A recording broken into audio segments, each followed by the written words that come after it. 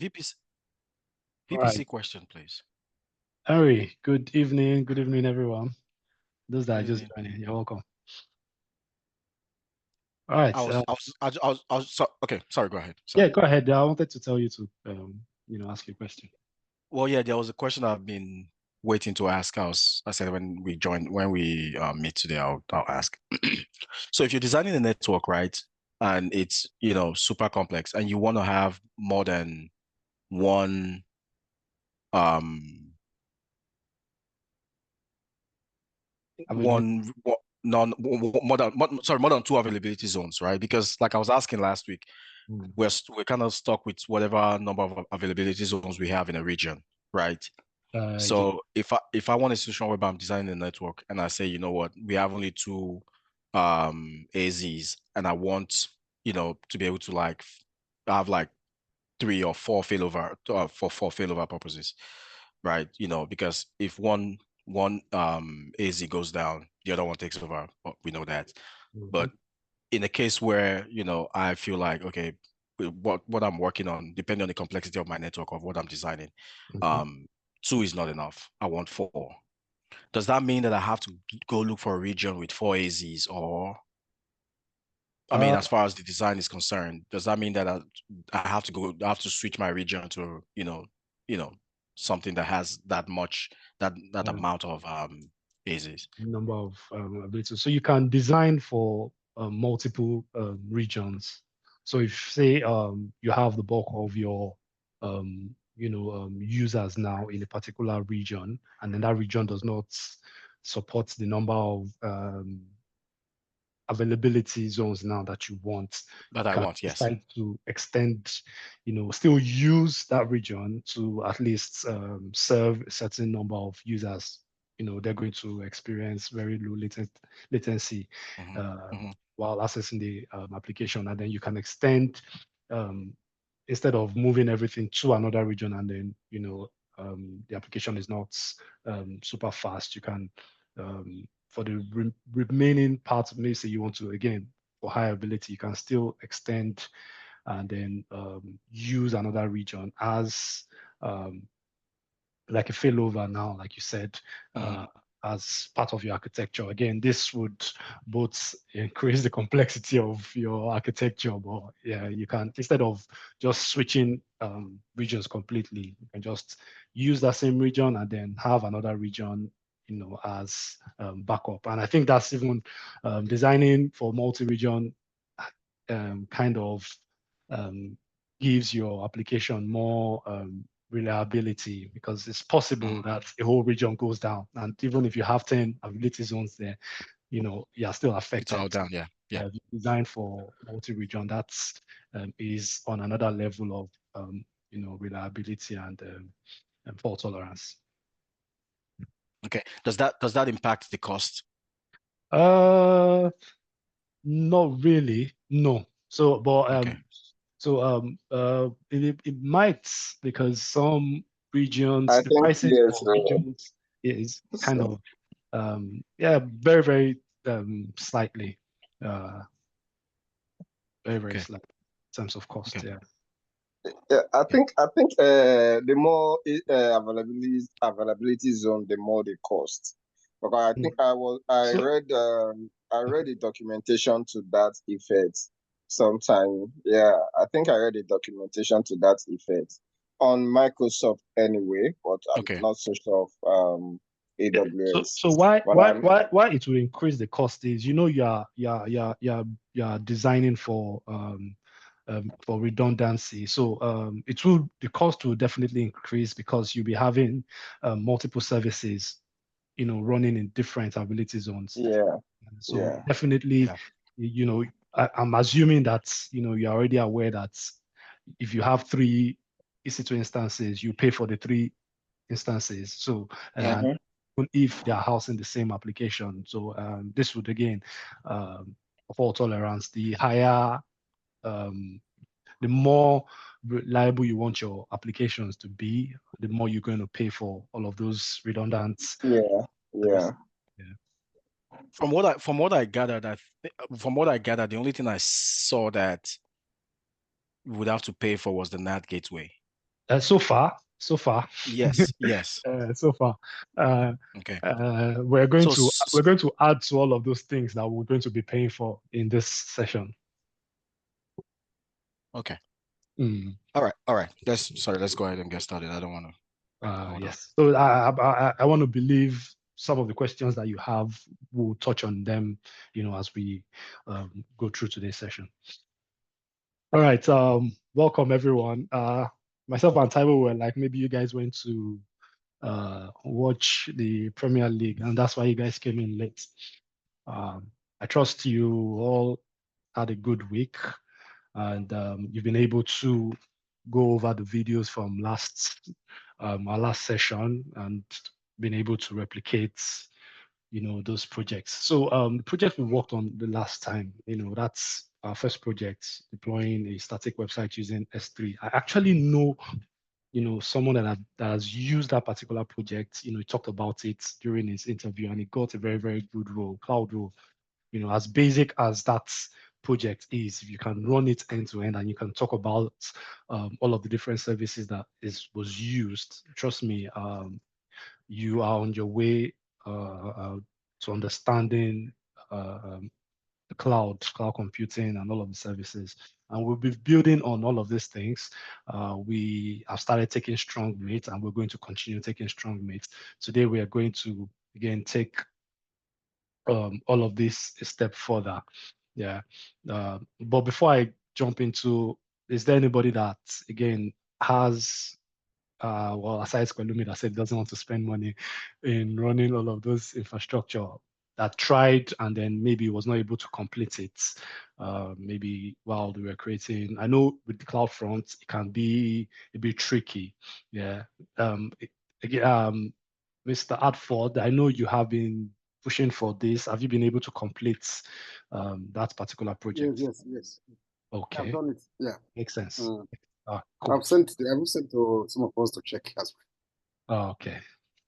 All right. Good. Did you also use, did you get a domain, or you used an existing domain? I think you mentioned that you already have a domain. So well. Yes, I have a domain ready before. So I had to just to did you move it? make I didn't start afresh. I just to how to make repair. I just repair the Oh, okay. Okay. yes. So I think Yes, just as for correcting, I think I remember mentioning that you must have to move your domain to AWS to be able to use use the AWS certificate manager. So you can actually wherever. Actually bought my domain from AWS. I bought my domain from Oh, AWS. okay, makes sense. Yes, okay.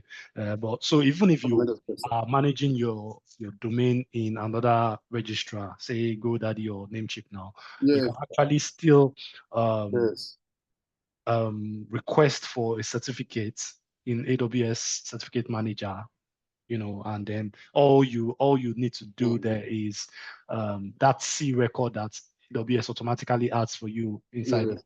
Yeah, you just have to Same manually record. Yeah, copy it and then take it to whatever registrar that you are using. I'll probably yes. show us, if time permit, we're able to get to that part in projects we want to work on today. All right, cool. Well done. I hope the rest of you guys can also maybe follow suit, if not even end to end, but try to get that static side from the S3, and then always try to terminate whatever it is that you create. And I'll keep emphasizing this so that you don't run into um, unexpected bill at the end of the month. All right. Like my manner is, I will start by just walking us through a 1-2 minute TED talk. This is by Benjamin Franklin, and says, "Tell me and I forget." Yeah, that's why I keep emphasizing that just watching these sessions may not give you the value that you would need. Yeah, practical learning by doing is always the best. Yeah, so if you tell me, chances I'll forget, even if you emphasize it. The repetition is for emphasis. But if you teach me and will remember teaching is different from, telling. I think I like the approach we've been taking. That's open communication, and then, seeing how things are being done.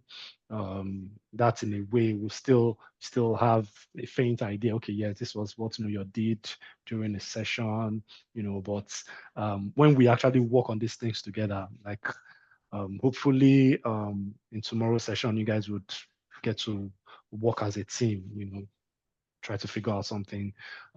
That way, we're going to learn better when we work together, and that's all I have for us in this TED Talk today. I know you guys are already working together in your WhatsApp group. I'm not there. I feel like I'm missing out already, though, but I hope it's not as quiet as the Discord channel is. I hope you guys are actually doing things. You guys are already picked Is, out. is there is there a WhatsApp group?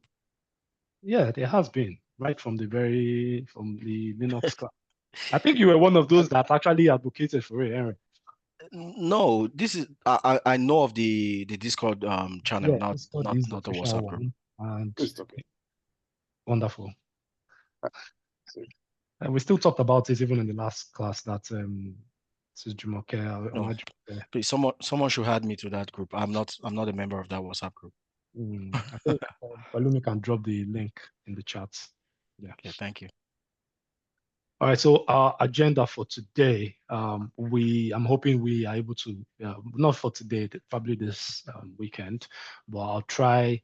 We still have quite a number of things I want us to touch on, and then I think we are still a bit behind. So I will be rushing through comparing storages.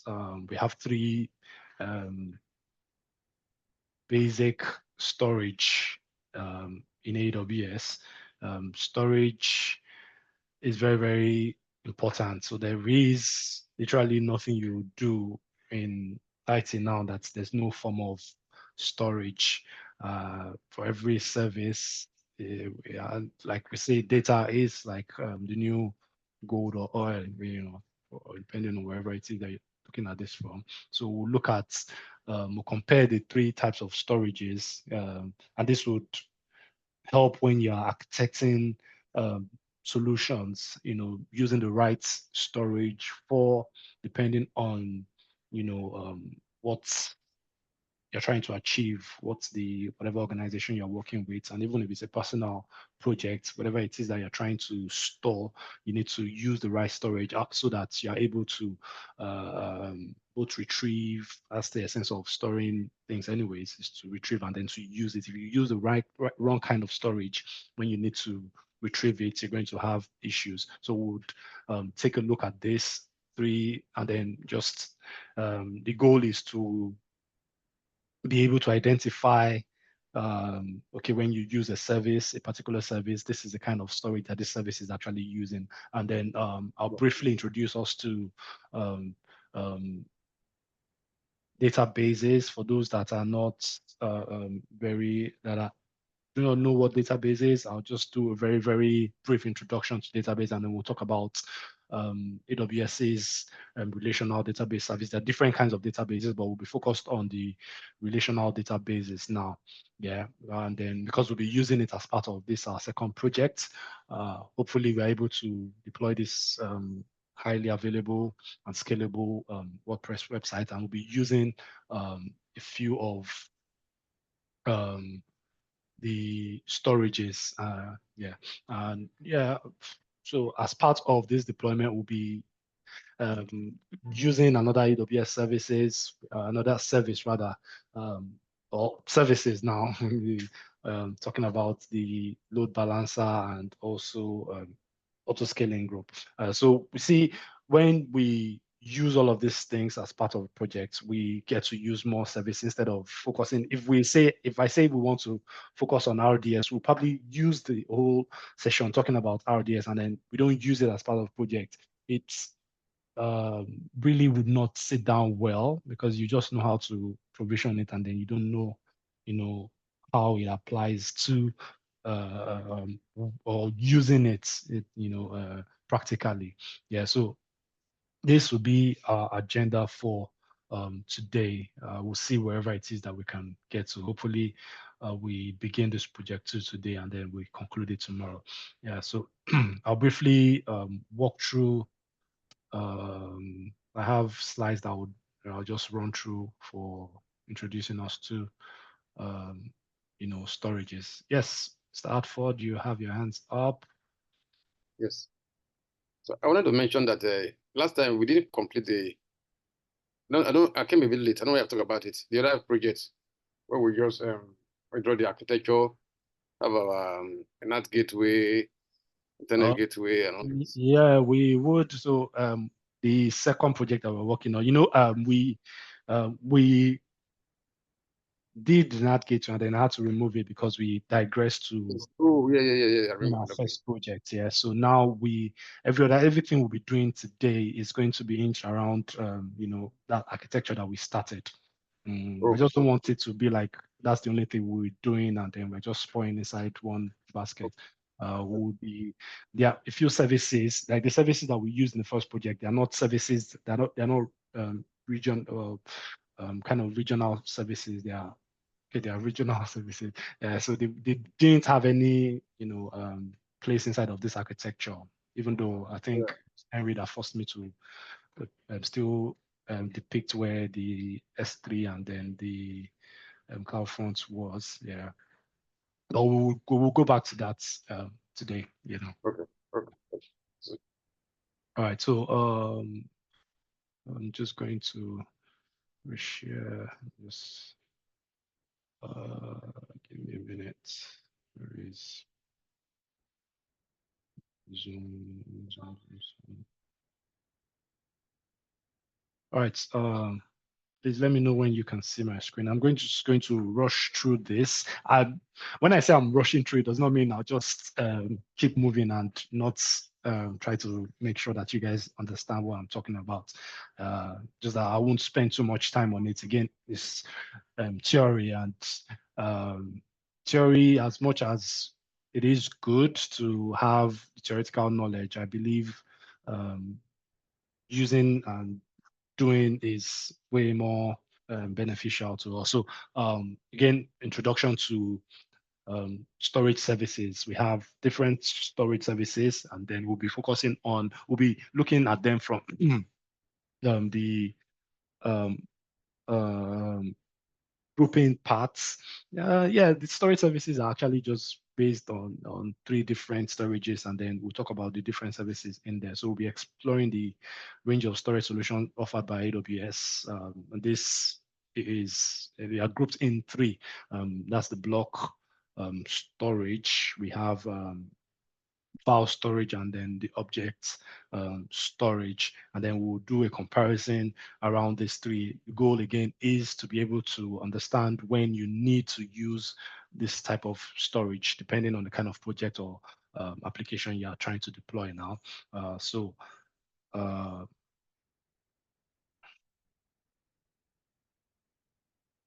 Why are you not moving? So we'll be starting out, like I said, we have three basic types of storage, and then I'll be talking about each of them, taking them one after the other.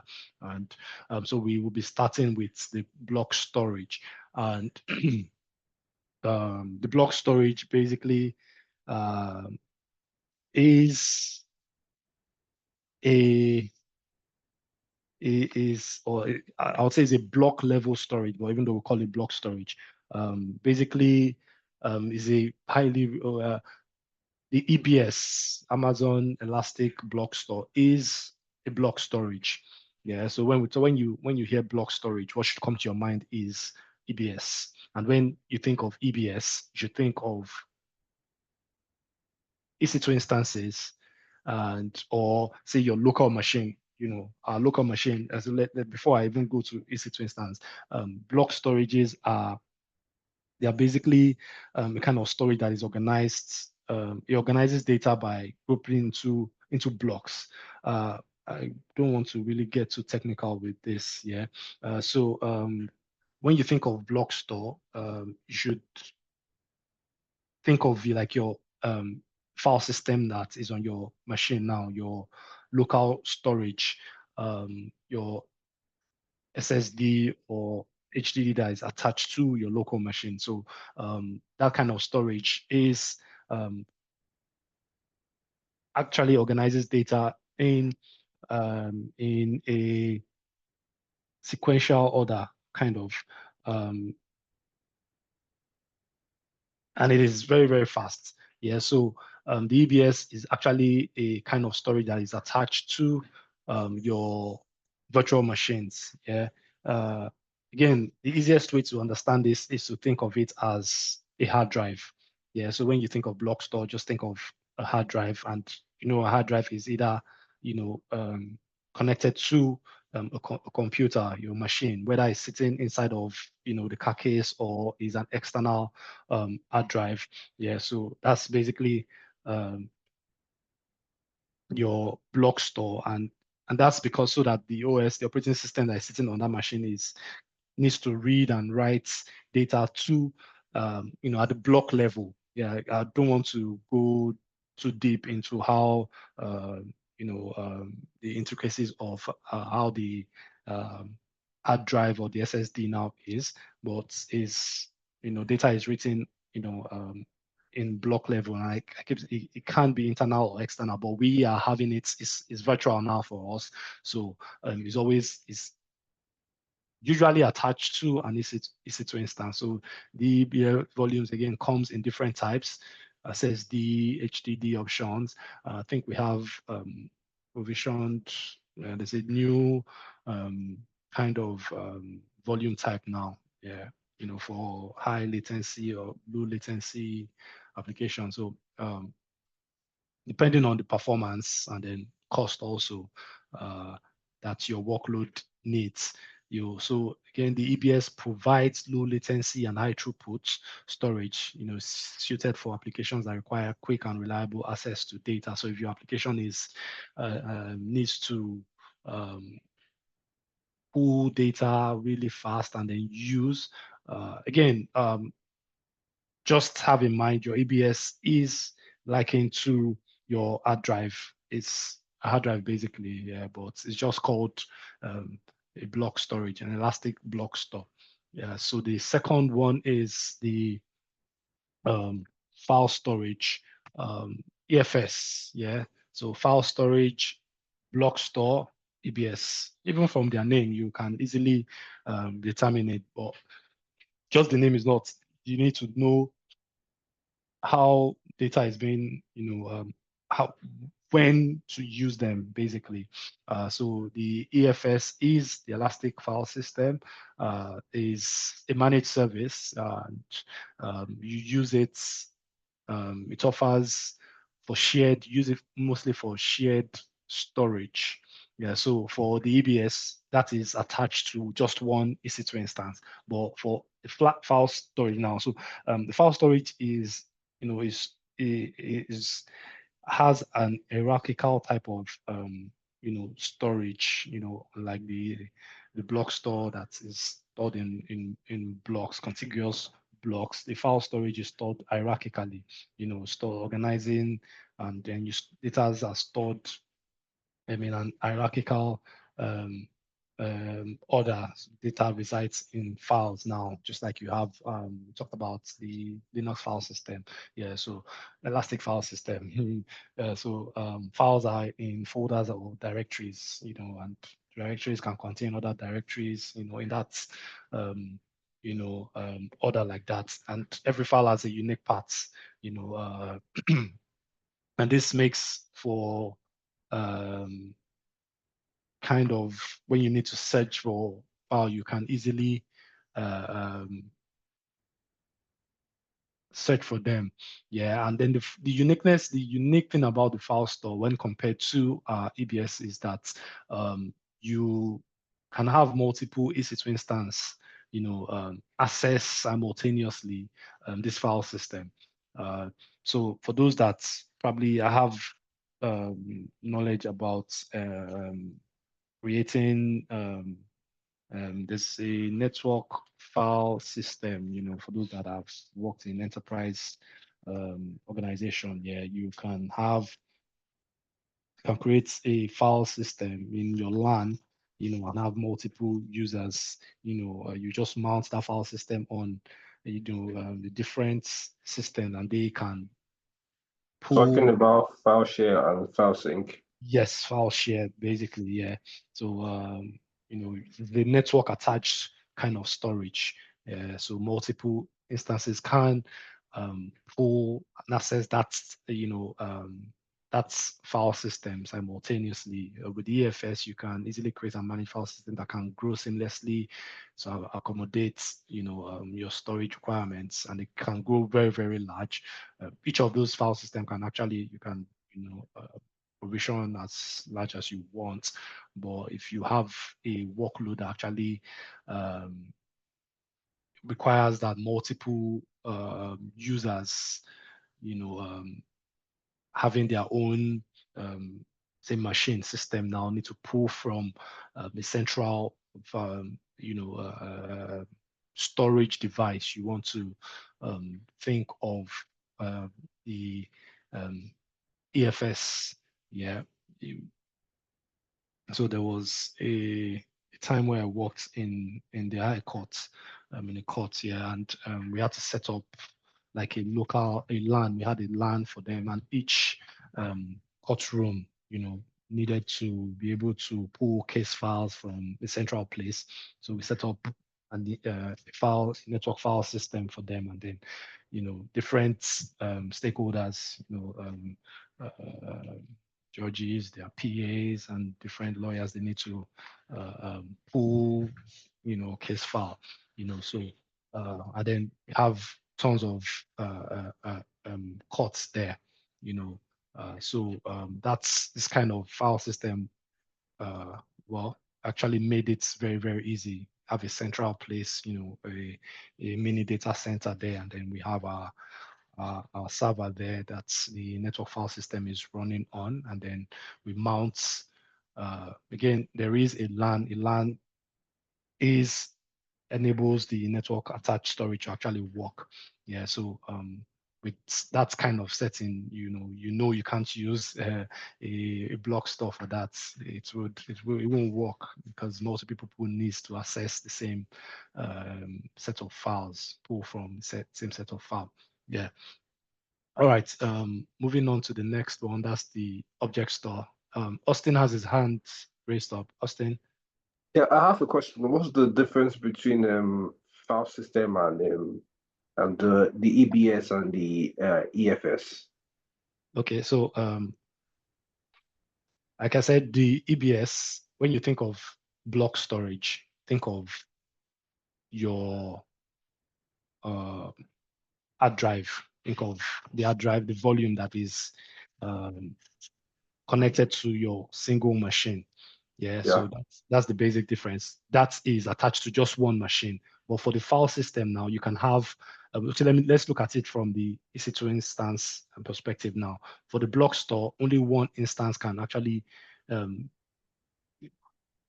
use a block store, the EBS now. You attach it to one EC2 instance. But for the file system, you can have tons of EC2 instance. You just mount that file system on, as much, I think you can, as much as 1,000 EC2 instances, and then they pull from that file system. They all use, you can read and write simultaneously to that file system. Yeah, so that's like the main difference. Yeah. So your EBS also, can be hierarchical in nature, the file system. So you can have directories and all of you, but just like a disk be attached to an OS, and now this be attached to an OS, that's for the EBS. Then the file system is just like a folder being shared across a different. Yes. A folder where, yes, storage. Storage, yeah. Yeah. Yeah, Austin. Okay. Sorry, Bliss.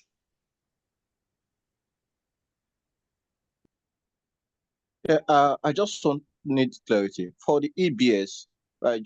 Because it's an attached storage. I want to know because I know storage has its own costs. there's also cost implication on the AWS storage, right? Yeah. Now, if you are using the EBS where your files, where possibly your files are being stored locally on possibly on your SAN storage or any of your hard disks or SSD you attach to your VM. Now, would there be cost implications since you are not using the applied virtual machines, the AWS storage? Wait, let me get what you just explained. You don't want to use the block store. You want to create an EC2 instance and have it attached to like a your local. Yes, yeah. The operating system would need to be running on something. So we have, okay, yes, we have ephemeral disk that can be used for that. But say you want to now connect your EC2 to both read and write to your local machine. First and foremost, before you can even Okay, let's it not even be the EC2 instance. Let it be that your data possibly you have a storage on your virtual machine where your data are being stored, and possibly you don't want those files to be stored there, and you want them to be stored in your attached storage. Would there be cost implication? Because for data transfer, you will be charged for data transfer, but since the storage is local to you, obviously it's not AWS managed. Yeah, so but for data transfer, definitely, because I'm thinking the reason why you want to do this is you have quite a number of you have a large, you have large files that you want to have your virtual machine now use as part of it's running. So there will be small charge for data transfer. I think there will be kind of like not just small charge, high charges. That's for data input and for data output, and for using like that same EC2 instance that you're using to run your application. If you're using that same EC2 instance for like that kind of transaction, you're going to need a high performance EC2 machine, which is going to like cost money and runtime money and performance money. This high performance machine. I don't know if I'm speaking in light, Mr. Moyo. Yeah, makes sense. Yeah, because I know I've worked with some engineers trying to like manage kind of environment and such like that. I think that very safe kind of architecture on the land, because your data is still being transferred through the internet, and if you send sensitive data across the internet, you expose, if it's not encrypted now, you expose it to all sorts. All right. Oops.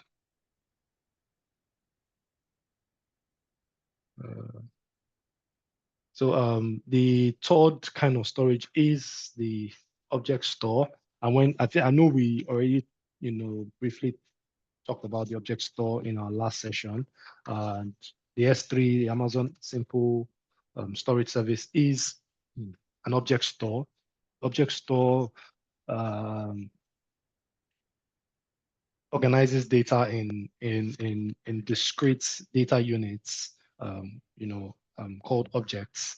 Yeah, and every object is kind of an independent repository, housing data, metadata, and unique identifier. Yeah, so when you think of object store, think of unstructured data. You have data that's not, it's not really, is not that way, is not, can take any form, not just bits and bytes now, documents, videos, audios, network configuration, backups. Yeah, so when you need a kind of storage that you can put any kind of thing without having to worry, have it organized, you think of your object store. There are a few use cases where you would need, so like we did in our last session, we actually used it to host a static site, which you'd say is kind of organized. So you can actually use it to hold both structured and unstructured data. And so, yeah, but when you now start thinking of, again, backups, log files, and data that is not, I want to say that is not ideal, that is not the usual data that is hierarchical kind of, you want to think of using the object store, and then you can access this data, from a web browser, unlike the block or the file store, the NFS now, where you need to have a full machine connect and then pull those data for every object that you have inside of your objects, your S3 or whatever. You can always, because they have unique identifiers, and then just connect and then you pull those objects if you have the right permission, to actually pull it. That is, all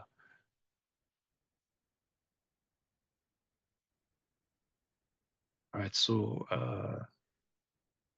all of these are just talking about. So the key characteristics of these different kinds of storage is, so the block store is optimized for low latency. So when your operating system needs to, really read and write, fast, yeah, to data, yeah, it's ideal for applications like databases, virtual machines that require random read writes.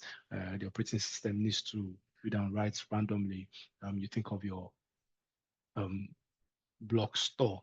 Yeah, file storage provides a scalable managed file system that allows multiple clients to concurrently, multiple clients here are multiple machines now, concurrently access and share the same data. Yeah, so it's suited for content management systems, and yeah, big data analytics. When you have multiple machines needed to pull from the same source to analyze the same data. Yeah, those kind of applications, you can have them pull data from from a file storage. And then the object store is highly scalable and durable storage for unstructured data. So when you think of unstructured data, you want to think of your object store, backup, archiving,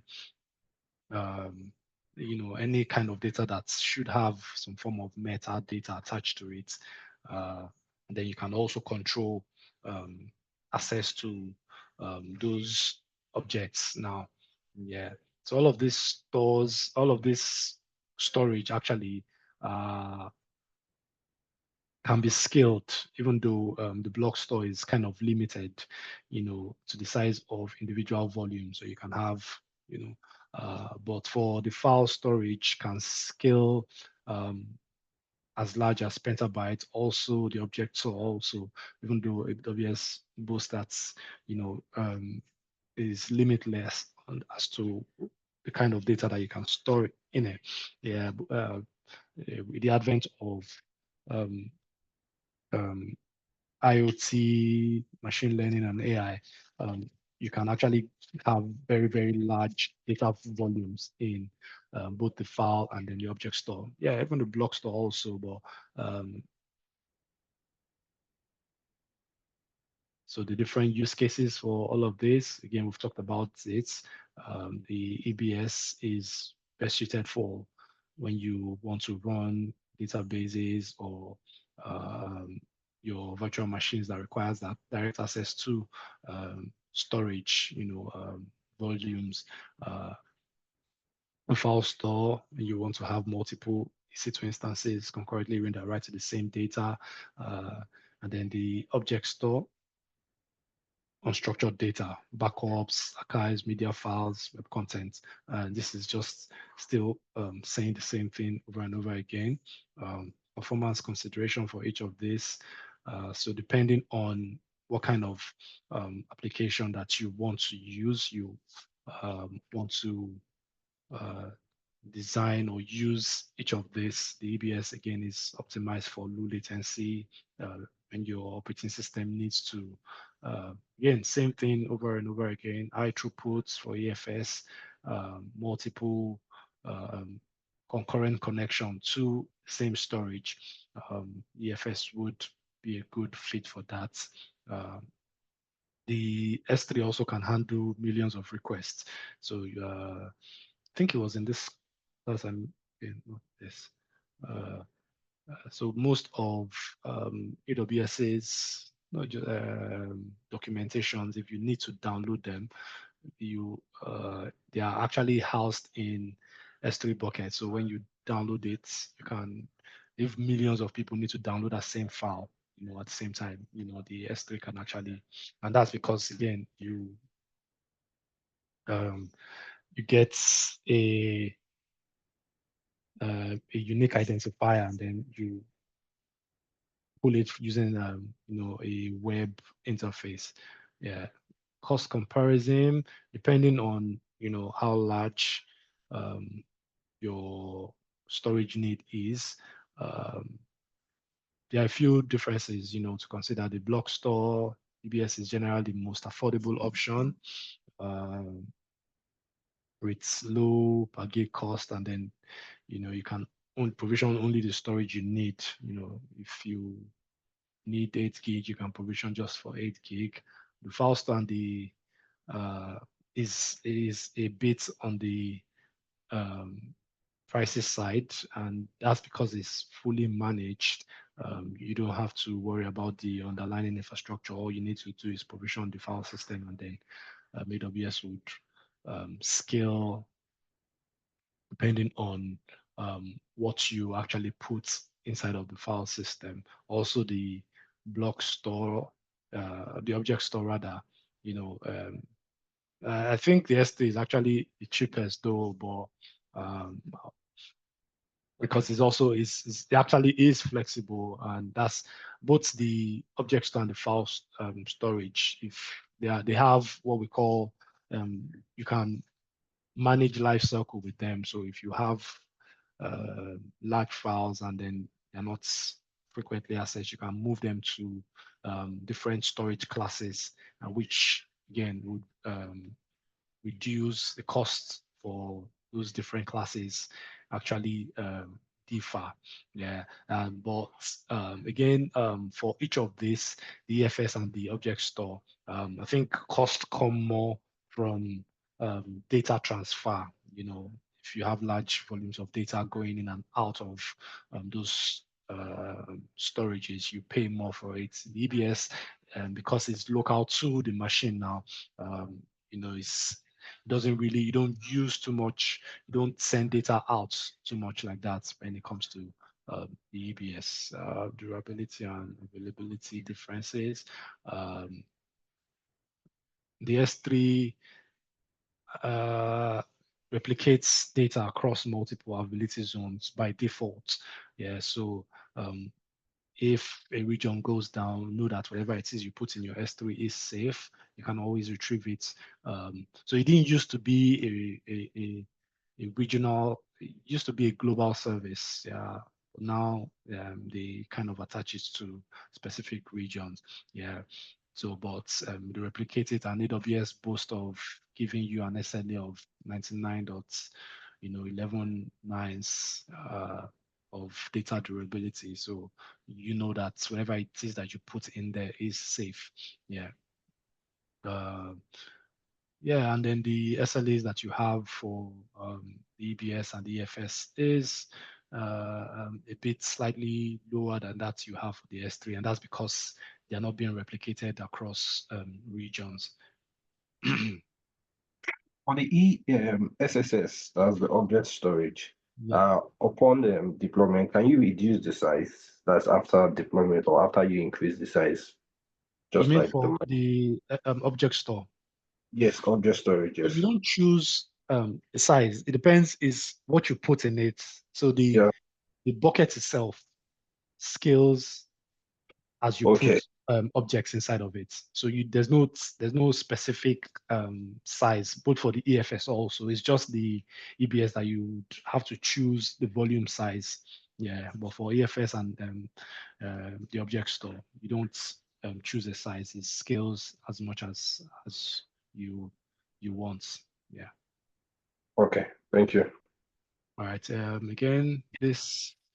So I want to believe you guys already kind of have a faint um, understanding of the difference between these three kind of storage. Again, when you think of the block storage, think of the drives that are connected to your computer, and then when you think of EFS, think of multiple machines trying to use the same hard drive now, and then object store. When you think of that, think of unstructured data, that can scale as large as you want.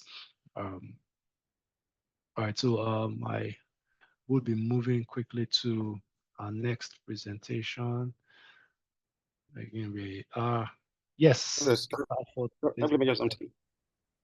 Sorry, there's one you didn't mention, but though you mentioned in the way, there's fourth one there that comes with the system as we launch our EC2. The Call it ephemeral. Insta store. Or call it That's ephemera. That one. that's an ephemeral disk. Is actually a block store. Is a block store. That's just where your operating system actually sits in. So once you terminate your operating system, because it's ephemeral, it also gets. So I don't think is not really a storage class, and that's why I didn't bother mentioning it. Why I want to mention it for test purposes. Maybe you go for a test now. Maybe you want to get application. Most times it comes in the exams. So definitely when I talk about, we've not taking time to talk about the EC2 series. Yeah, definitely would have covered it during the EC2 session. Yeah, but now that you mentioned it, is an ephemeral, is located inside of the server. Yeah, so once because it's out in the operating system, once you shut down the the machine, all the data, if you store any data in an ephemeral disk, you lose that once that goes off. Yeah, so it's not for long-term storage. Is an elastic, is a block storage.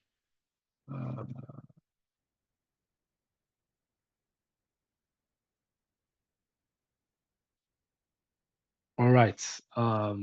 Again, we are still talking theory here, and we are moving to databases.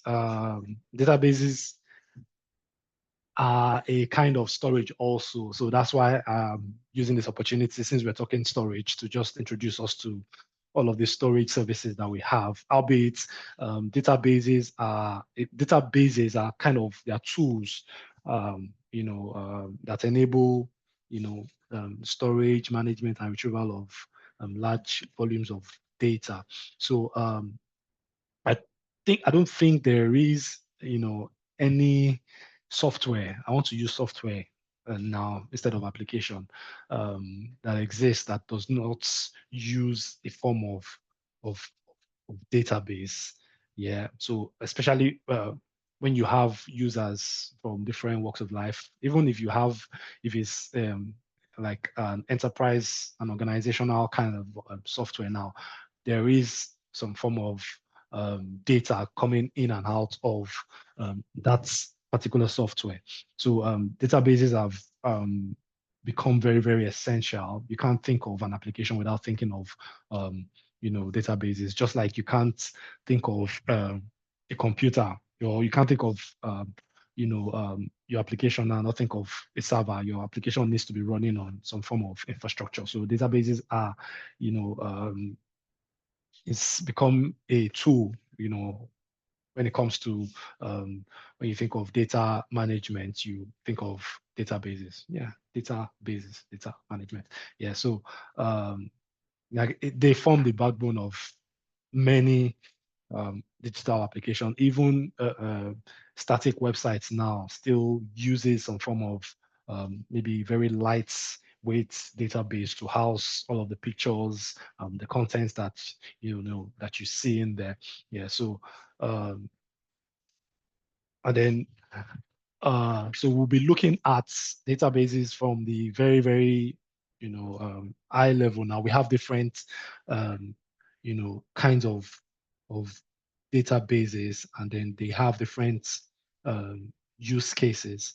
But like I said, we'll be focusing on RDS, which is a relational database, and it's relational in that the kind of data it holds. It holds data, stores data in rows and columns. When you think of transactional kind of data,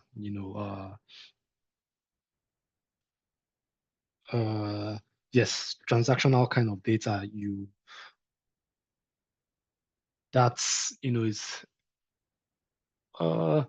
that can't be organized in rows and columns, basically. When you think of database, of relational databases now, try to see, when you think of your spreadsheets, your Excel spreadsheet now, the way it's organized in rows and columns, yeah. So your relational database also takes that kind of structure. Yeah. Now we have other kinds of databases also that are not relational in that regards. They are called the hold unstructured data kind of. Yeah. So so we'll be focusing on, there are tons of databases. Yeah. There are even analytical databases now. We use them for holding, processing analytical data. You talk about data warehouses and what have you. Again, we don't want to overload us with unnecessary things that we need now. So because most of the applications now that want to say, okay, that number is actually reducing very, very fast now. Almost 90% of applications that you have actually are kind of transactional in a way. Yeah. So when you think of online transaction processing, your e-commerce store, your social media is changing the way data is being processed now. But in a way, it still uses, there must be some form of structure, structured schema, housing, depending on the user, the kind of application. Yeah. So it's not. So again, RDS is our focus here. Our focus now when we talk about databases. The AWS relational database, again, fully managed database service provided by AWS, simplifies the setup, operation, scaling of relational databases. We have different kinds of relational bases we'll see in a bit. Yeah, and I mentioned I will always favor managed services. Yeah, because I've manually set up a few of these services, and I know managing them doesn't come easy. So anything that would remove plenty work. Yeah, any service that would remove having to manage plenty infrastructure, you always want to favor those kind of services. So the RDS is one of those services. If you've ever manage a database, set up a database on, say, even your local machine, you'd know that it's a lot, especially when you have to configure it for backup and restore, for scaling, all of those things, that you would have to manually do. The RDS takes away all of those from you, and not just every managed service in AWS. They take away all of those, every listing. All you need to do is configure what you want, and then, go to sleep completely like that though, because yeah, you need to still monitor, your database, and then what have you. Yeah, but with RDS, you have some form of sanity. So I inherited one application one time where both the application and the database were sitting on the same, it was managed on the same instance. It was not a very interesting experience. Sleepless night for days until I discovered this is not going to work.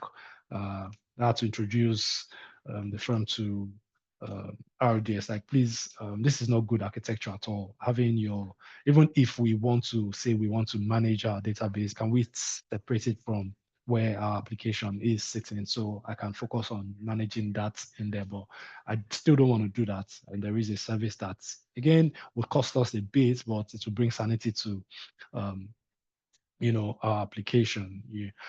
So when we, moved the data to the application, even the users, came to testify that yes, it makes more sense. All of that.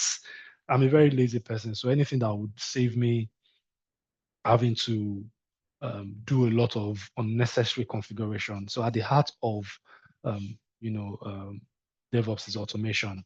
So you don't want to, because there's so much that needs to be done. So now having to manually configure backups, restore, taking snapshots, it's not fun at all. So the RDS does all of that heavy lifting for you, and then when you actually manage your own database, there's a limit to how you can monitor some kind of things.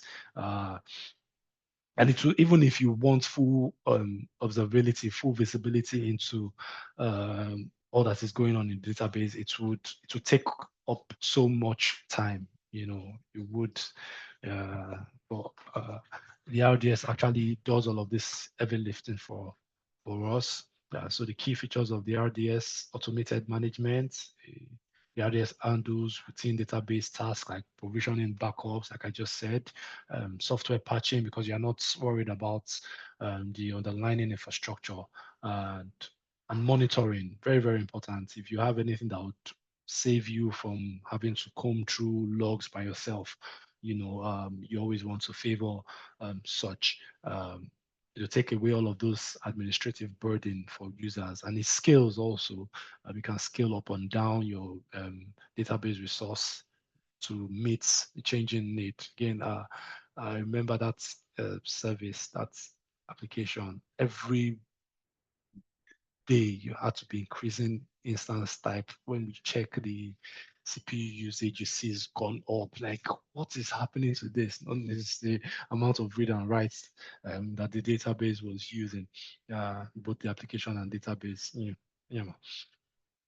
So with the RDS, you can scale, and then you get optimal performance. Yeah, if the number of users increase, it scales out, and then when that traffic goes down, you can scale back, and then you manage your costs.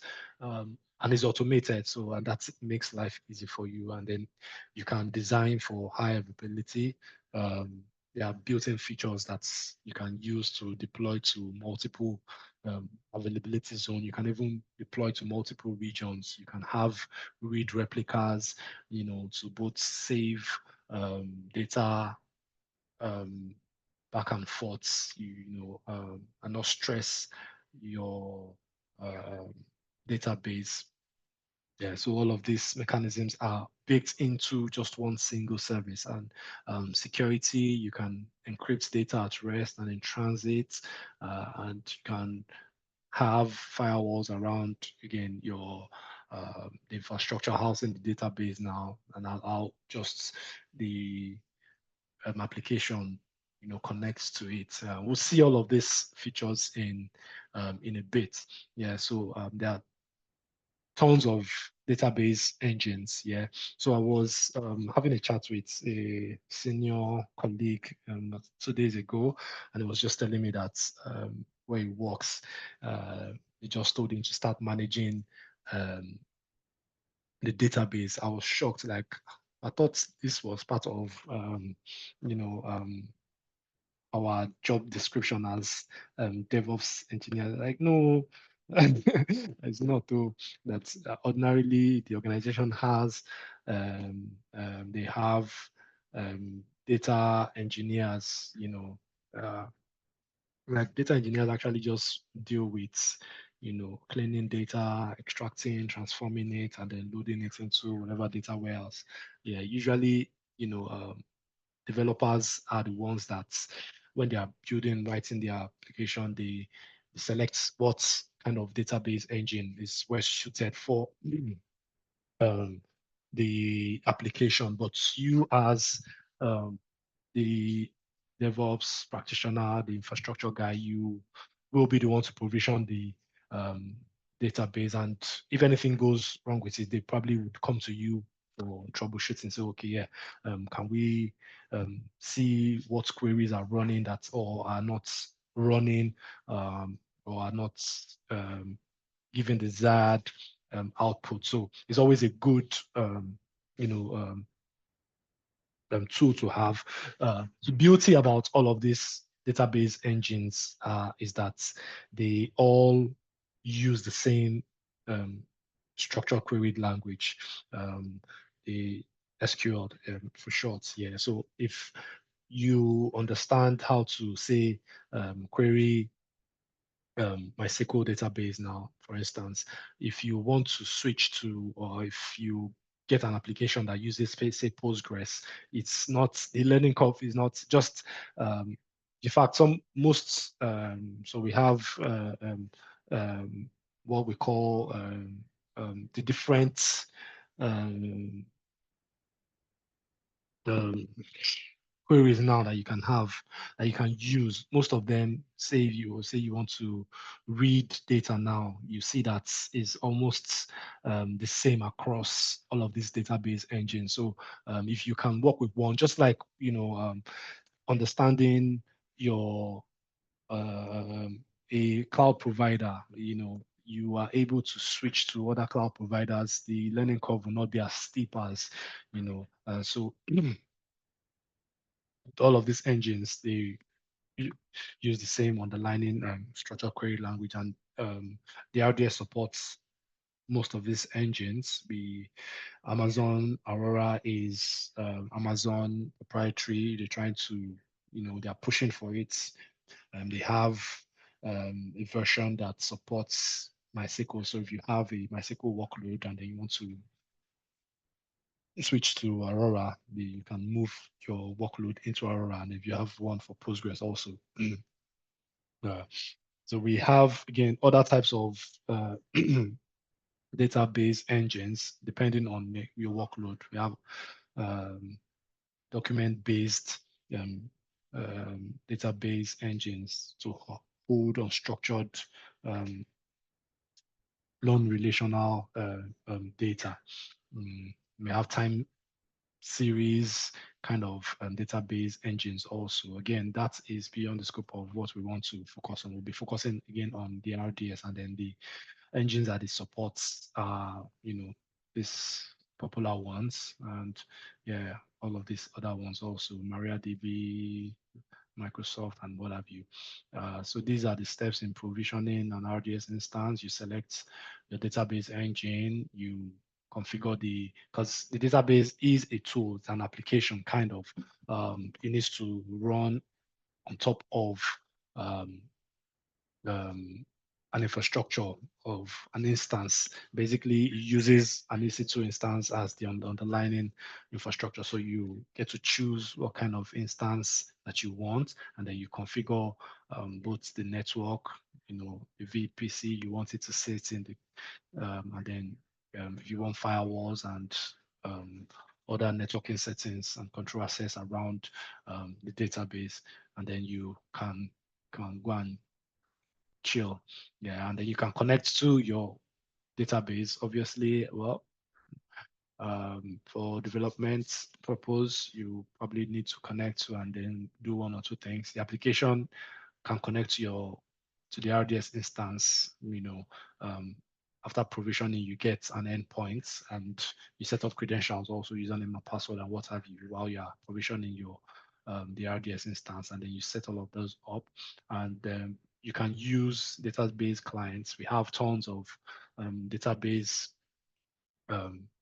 tools now, and then depending on the database engine that you are using, that may afford the kind of tool that you want to use. And there are some tools that actually allows you to connect to all of the different engines. pgadmin is popular if you're using Postgres. You have the MySQL Workbench, and again, the ability to use all of these tools would come in very, very handy. Yeah, it's a relevant skill that would help you on this journey. We would get to see one of these tools in action. Again, I would like to introduce you guys to as much as possible, and then you can go ahead and then explore all of these things more. Yeah. You can also use the AWS Management Console to connect to it, and not to connect, but to do some management, mostly for the monitoring parts. Anyways, we'll see all of these things again, and then scaling and reliability. You can scale vertically.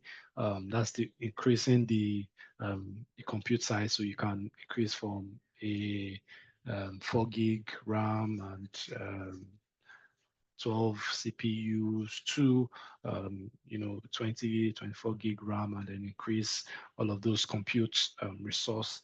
And then you can scale horizontally also. I mentioned you can have read replicas to distribute traffic, read traffic. If you notice that, okay, yes, your application has more people reading than writing, you can just create a read replica. Is basically another instance of your database, but now this just attends to the read operations, and then any write operation can go to the original database. And then you can also have configure your database to have to be deployed across multiple availability zones. Again, this to ensure automatic failover in case one availability zone goes down. And you can even create clusters of databases now. Yeah, and this monitoring, we have automated patching, backups, automated backups. You get performance matrix, gives you detailed performance matrix, CPU, memory, all of those things that if you were managing yourself, you probably need to go into the instance and then have to run queries, what have you. We get all of those out of the box. And then for backups, it takes daily backup and then retain them for a configuration. Yeah, if you know, depending on the organization, you can retain all of this backup. I believe all of these things, when we are provisioning it, we're going to see all of these things. And then it provides this in maintenance windows for, you can schedule maintenance activities, upgrading of your database engine, even switch database engines. So there are some database engines that are compatible with others. And so I had an issue recently. An application was using MySQL, was built using MySQL. And I noticed that some queries were taking forever to load. Well, there are a few things that actually caused this. But then I was having a discussion with the engineering manager, and he mentioned that MariaDB would actually be a good fit, or would reduce, the query times for some of these things. And he asked that, is it possible to migrate from the MySQL to MariaDB? I was like, yeah, it's very, very possible. Yeah, even though we are switching engines completely, but there's going to be, say, a few minutes downtime. But yeah, we can actually, do that, and that's because MariaDB is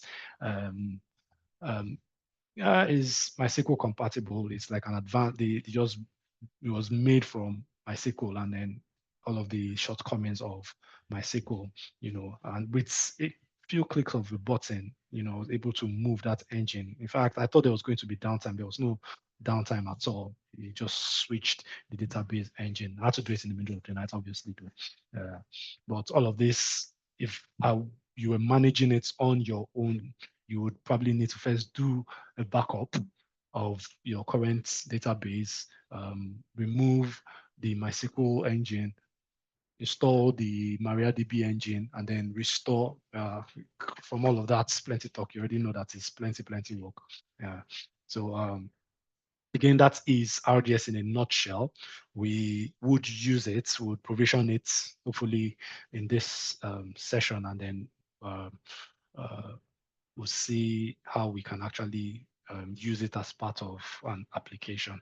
I hope you guys are not overwhelmed by all of this information that I'm throwing around. Again, theory can be boring. When we see it in action, it'll make it all come together. Are you guys still with me? Yeah. We're with you. All right, cool. Taiwo, I know you said I heard you said database administrator. So I was kind of glad. I'm okay. Yeah, because it's really interesting. Like I can actually automate all these things because I have a virtual machine that I do all this backup, and I know what to say. It's really stressful. It's a lot, especially when you are taking differential backups. Man, all those things. I know those maintenance plans and all. It's really interesting. Yeah. So at the RDS, you would see it saves you all of those things.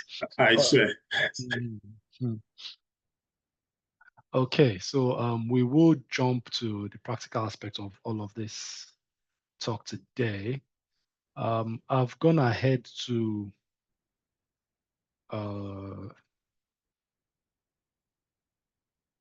so we have talked about the first two parts. Now we want to jump into this deploying a scalable and highly available WordPress website using EFS and RDS. So don't focus on the WordPress. I know some might be wondering that WordPress is actually a very popular content management system. The goal of this is to introduce us to the EFS, the RDS, and these two terms that have been thrown around a lot: scalability and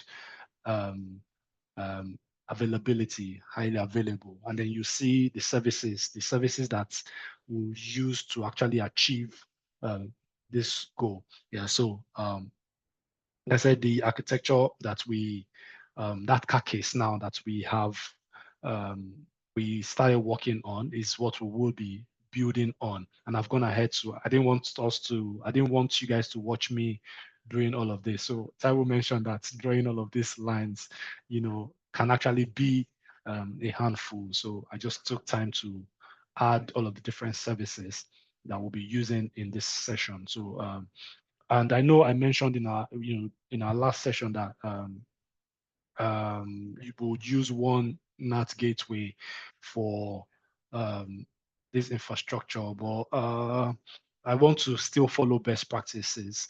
You guys, when you're doing it, you may use one, but I will be following best practice so you guys can have the proper knowledge and not say it's more that did not allow us have the security part of our learning. Yeah, so we'll be deploying everything that we have in here. We already have the carcass, the VPC, the availability zone, and then the subnets. Right now, we'll now start creating all of this services. Like I said, once you understand this carcass, everything, every other thing that you will, every other service will be sitting inside of, all of these different subnets. Our application would be inside of the web servers, and then our databases also would be in here. And then the EFS is a regional service, so it would be in here. But the EFS, when you provision your EFS and then you want to mount it to any instance, you would need to first create an endpoint or a mount target now inside of the availability zone, so that the web server can read from the EFS. It's a very beautiful architecture. And then we'll see how we, and then, okay, I said we'll talk about the load balancer. The load balancer distributes traffic across multiple EC2 instances. Let's keep it to EC2 instances. You can actually use it in different ways, but we'll be using it to load balance traffic, so that not just one EC2 instance will be serving requests now. You can have, and then we'll talk about auto scaling also. So all of these things, when we start using them, I'll shed more light into them. Adford, I see your hands up. Yes, I wanted to find out the diagram is in here. I can't see the, how do you call it? This is not gateway, or not gateway. The other one, the route table. You remove the two route table. Will add that. Oh, the route private table. route table, yes, and the public one. I mentioned it when we were talking about that. Route tables, we usually do not have them into in our architecture, because it's going to, imagine if I have a route table in here, everything will be modeled up. So from that resource, and then from the name of your subnet, you automatically know how traffic should be routed. So for public subnets, intuitively, we know or what by explanation. That's why I first took the time to put all of those first before coming to start adding all of the services. Yeah, for anything in the public subnets is route traffic using the internet gateway. Yeah, and then for private subnets, the route traffic using the NAT gateway. Yeah, so that's why I didn't bother adding them. And then for this new architecture now, this means for each of my availability zone, I'm going to have a private route table that will be routing traffic for the AZ1, the private route table now will be routing traffic through this first NAT gateway, and then I'll have another private route table that will be routing traffic through the second NAT gateway. So we're going to, this is what we would be jumping at in a few and minutes. also notice that the public subnets, no, there are no instances in them. No instances. They don't have instances in them. Right? Yes. So the application load balancer would be sitting inside of the public subnet, and that is what the users will be interfacing with. Yeah. So we are kind of shielding our application now from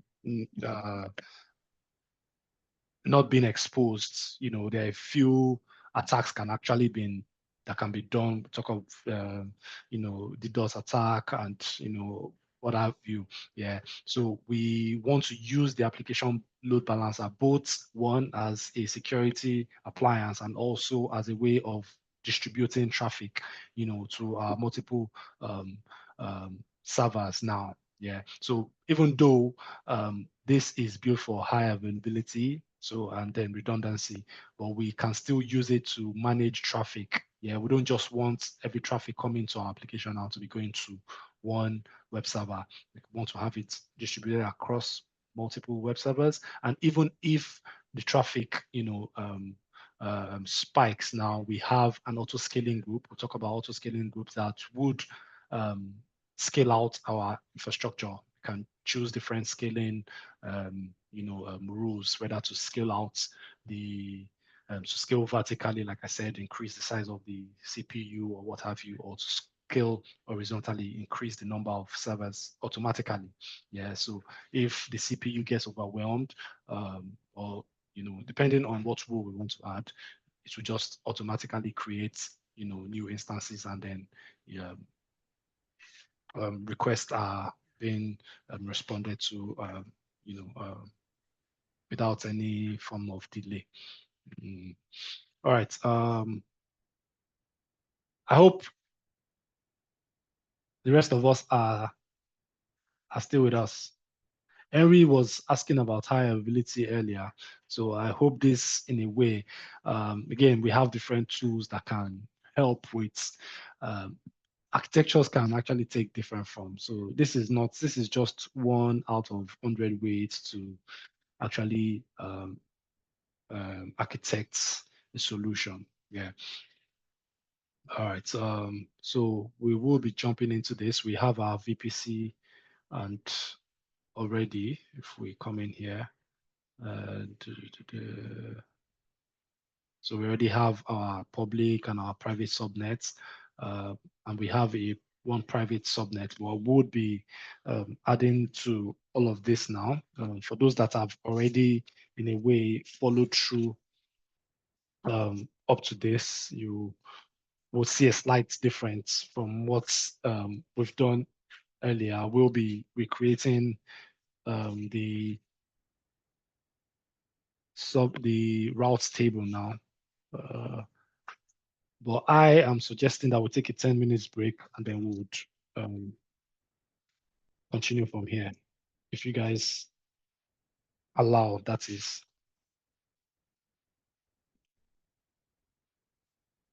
Can we take a 10 minutes break, and then we would continue from here? All right. I'm partially sleeping already. Yeah, so go and take a walk, please. 10 minutes, I will sleep. Drink water. Hi, guys. Welcome back. I hope you guys are back. Yeah, I'm with you. Cool.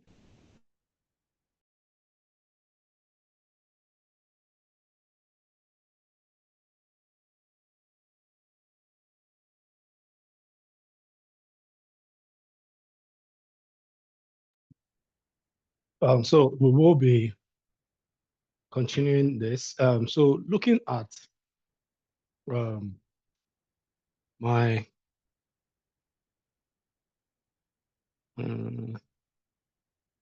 at this architecture now, I see I have quite a number of resources that needs some form of security.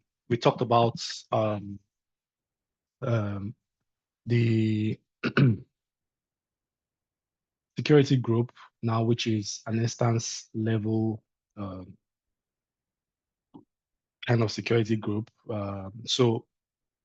And I know all of these resources, both the RDS, the web servers, the load balancer, UFS, they all, again, are running, have the EC2 as their underlying infrastructure. And so I will be creating security groups that would act as a firewall around each of these resources, services now. Yeah, both to kind of filter incoming and outgoing traffic to those underlying resources, so that when I want to start creating them, I already have the security group created already. And it's always good practice to plan, especially when you want to start creating all of these resources. So I will be starting with that. I have security groups both in the VPC section, is a VPC components sort of. So I have quite a number of security groups here, but I'm going to filter by my custom VPC, and I see that I only have the default security group here. So I will go ahead and start creating. I'll be having a number of 1, 2, 3, 4, 5 security groups. So let's go ahead and start creating all of this. So at any point where you guys need me to go over anything again, please do not hesitate to stop me, and then I'll go over whatever it is that you need me to go over. All right, so first security we want to group is ALB.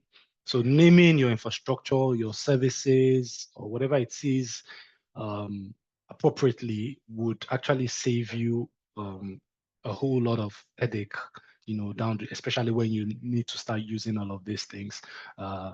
Yeah, so naming is a form of, it requires some skill, yeah. But if you follow a convention, just pick a convention and then stick to it, and you can name your resources as you want. So I like to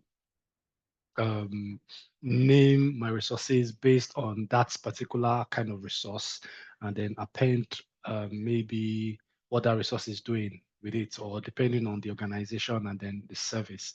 For security group now, because I know I'll be attaching them to different services, I will be calling those security groups based on those resources that I want to attach them to. So I will be calling this ALB security group, and we'll copy this because I'll be using it in the description also, and I'll be sure to put it in the right VPC.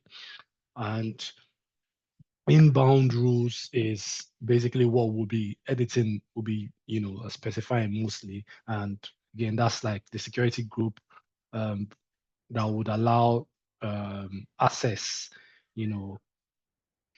with two different services. For the outbound rule, usually you want your service to be able to communicate, to everybody. Yeah, you want, yes, that's, channel to be open, that yes, whatever service that I have, this security group attached to should be able to communicate with all of the protocols, all of the port ranges, what have you. It's just the restriction should be around those that can, actually are trying to send traffic to that particular resource. So the inbound rule is what we'll be touching on mostly for our ALB. So I would like to be referencing the infrastructure, so you know that all that I'm doing is based on what we have, outlined in the infrastructure. So we are trying to put, a firewall around this application load balancer. Ordinarily, traffic should be able to come from anybody, from the internet, using the internet gateway, to the load balancer. Is the load balancer now that will now determine who that has access to all of these other. Well, we're focusing on this now. So I will be allowing both HTTP and HTTPS traffic, because those are the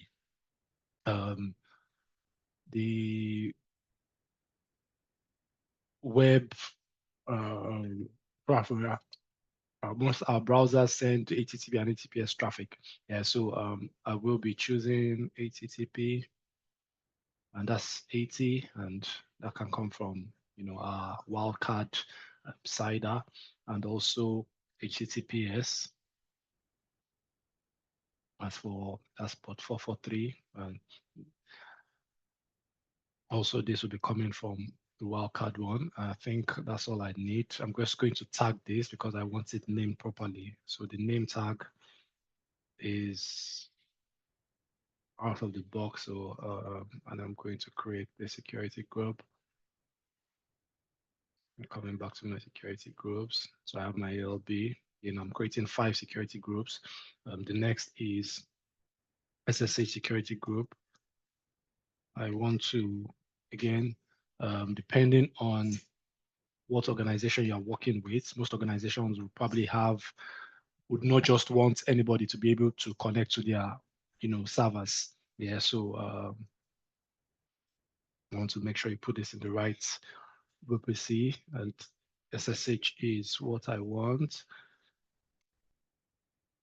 For this, I can choose my IP address. Again, like I said, you don't just want any Tom, Dick, and Harry to be able to connect to your instance. So you always want to limit those that can SSH into your instances. So most organizations will have static IP addresses, assigned to users. So you can use my IP address. This would pick your IP address, and you can see this has a /32 CIDR, which means it's just one machine, this machine now.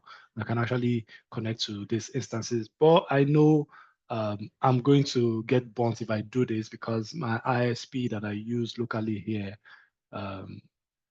the switch, they change IP addresses, they rotate regularly. And if I use this, by the time probably when I need to SSH into this machine, I won't be able to connect to it because the IP address probably would have changed. And yeah, it would mean I have to come back and then start changing this. Yeah, so best practice, you want to use this. But for this demo, I'm going to use a wildcard one because I don't want to, run into any issue and then I'm trying to figure out where the issue is coming from. Although I know that it should be from here and I come back and change it. But I don't want to go through all of that work. So I'm going to use the wildcard one. Always make sure I add a name tag to this. So that would separate those. All right, in the right VPC.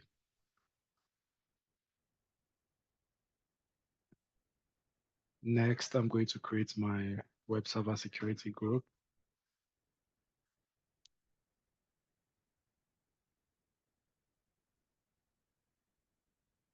From our diagram, can you guys can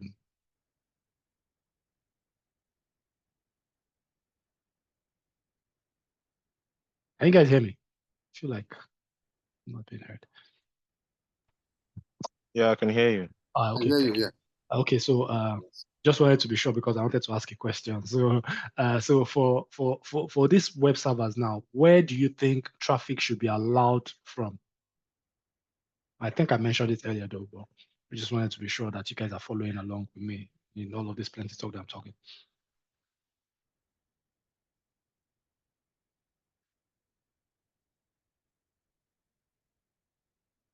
From the load balancer now, right? Yes, that is correct. That is very, very correct. Thank you very much. Yes, so the traffic on whatever ports, no, now we're going to have different ports. We'll have ports 80 and 443 has to be opened. Yeah, but those traffic would only be allowed, and maybe SSH also should only be allowed from the load balancer. And how we do this is, all right, we do it using security group, obviously. So I'm going to add a rule for HTTP. And that should allow the source of that should be from the load balancer. Yeah, so because I have the load balancer security group, I'm going to select that load balancer security group also for HTTPS. So all of these seemingly basic things are the things that would come to haunt whoever does not have that understanding especially when you're designing or provisioning resources. Also SSH, because we need to probably connect to our machine later. This would be from the SSH security group. I could have chosen a wildcard one also because I already use, but if I had used my own IP, I'm going to be sure that I'm the only one that can connect to these instances now using SSH, that is. So I think I am good with the web server security group. I'm going to name this, pasting this web server security group in here. Next. Sorry, sir. So what it means here is that the web server security group depends on those this one created, the one initially created before. Yes. Take it from those ones. Yes, Okay, that's exactly. So you need to have the load balancer security and the web SSA yes. security group created before you can Yeah. create this. Else, you won't be able to pick those. Yeah. Yes. All right. Next, database security group. Again, I'm going to ask this question again from our diagram. This database, who and who do you think should be able to communicate with it, with the database? Okay, so this is our master database, and that's just a standby one.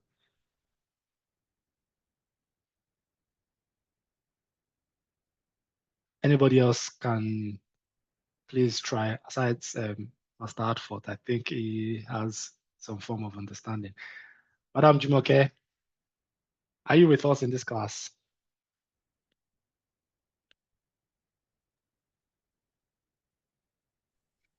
I'm observing. I like that diplomatic response. Thank you. She's observing. Okay. Somebody please bill us out. This database now, where do you think the traffic, where should it allow traffic to come in? Should be from one of the services we have in here, obviously. Yeah, go ahead. You can go ahead, Alfred. I think it's going to be telecommunication between this web server and RDS. Yeah. Okay, so yeah, our application would be sitting inside of the web server, and so we only want our application to be able to read and write to the database. So,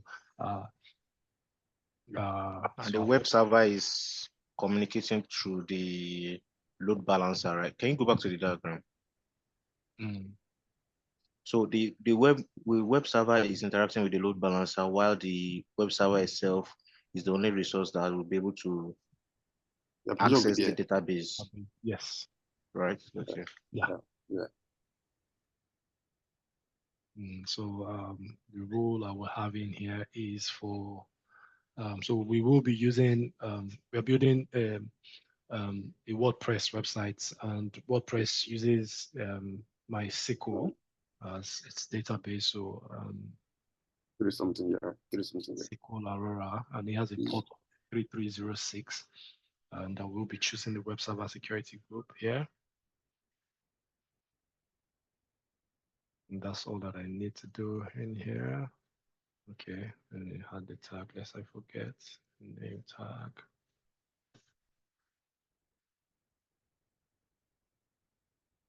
And then finally, EFS. I think that's the last 1, 2, 3, 4. The EFS security group.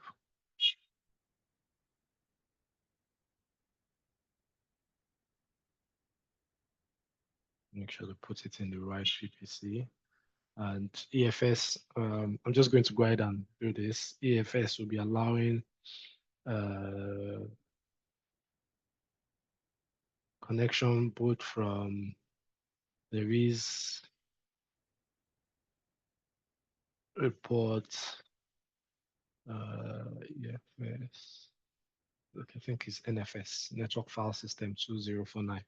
And then the should allow from web server. Obviously, the web servers are the ones that would be communicating with this, and also I'll just open for SSH because why not?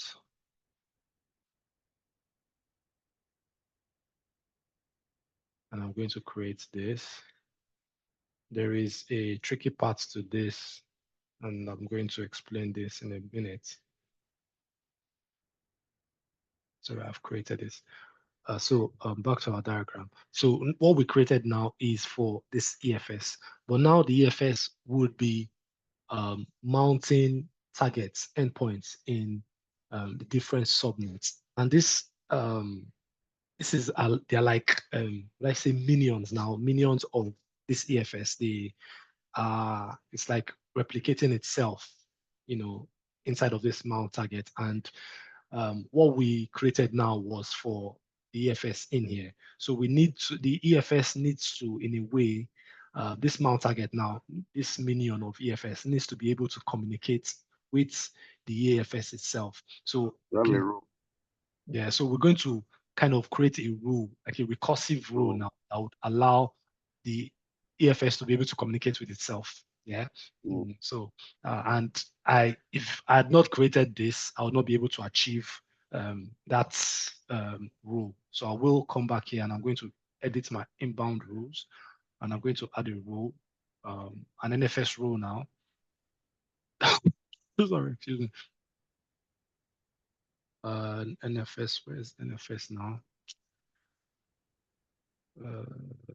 NFS is here. That would allow traffic from the EFS security group. Yeah, yeah. I hope this is, when I did this at first, it was kind of confusing that why, when I was reading about the EFS, that is. Yeah, I hope this makes sense. It does, Salford. Yeah, yeah. All right, cool. The rest of you guys, okay, maybe you already have an understanding of all of these things. So I'm going to take your silence as you understand.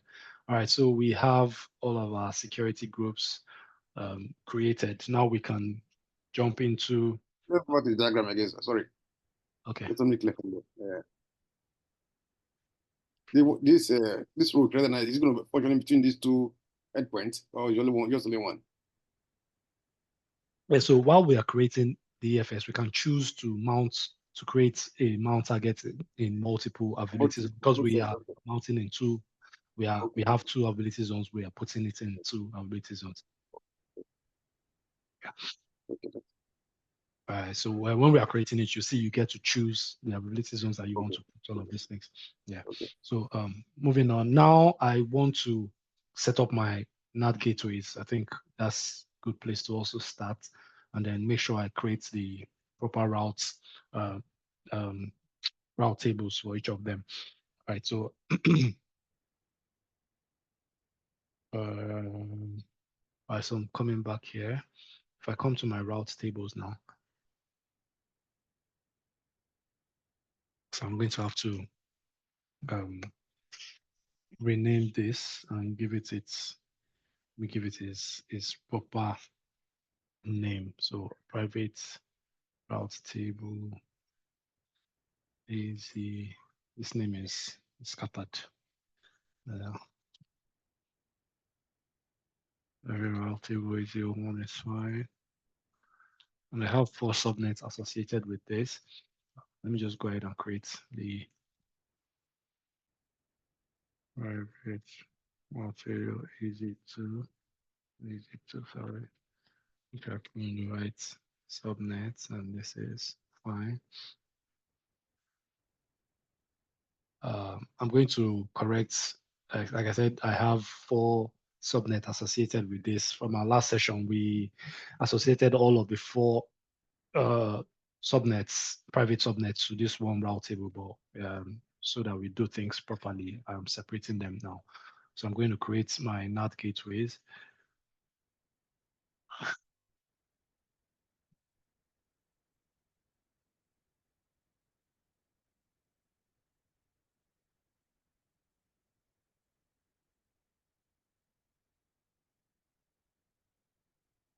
I'm going to call this NAT gateway EZ1 for simplicity's sake.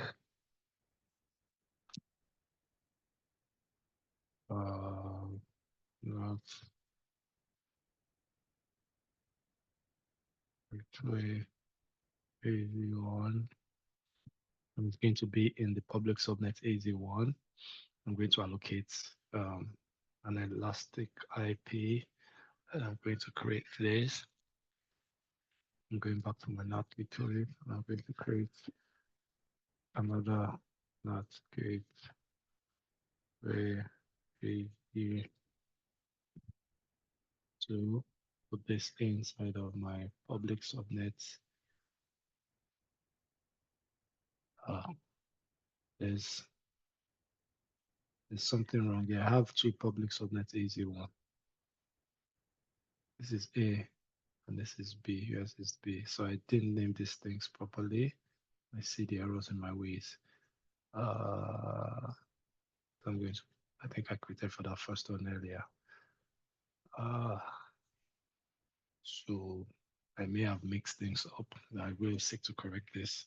All right, let's create this and let's come back here.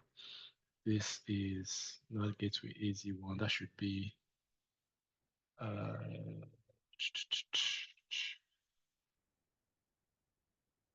what subnet is this in? That'll be done. Okay, this is public subnet AZ1. All right, let me quickly correct my subnets. I have two public subnets AZ1, public subnet AZ1, which is not correct. So this is AZ1. This should be public subnet AZ2. From the side, I assume that is yes, US East 2B. All right, so let's go back to my NAT gateway. See if I can have this corrected. So the first one is non-provisioning. This is public subnet AZ2, so this is should be NAT gateway AZ2. This should be NAT gateway AZ1. There's fire on the mountain, so it's not going to change because what am I doing?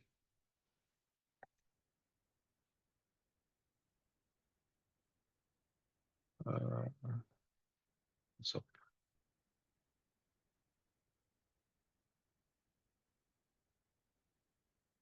Okay, yeah, it actually affected the change here.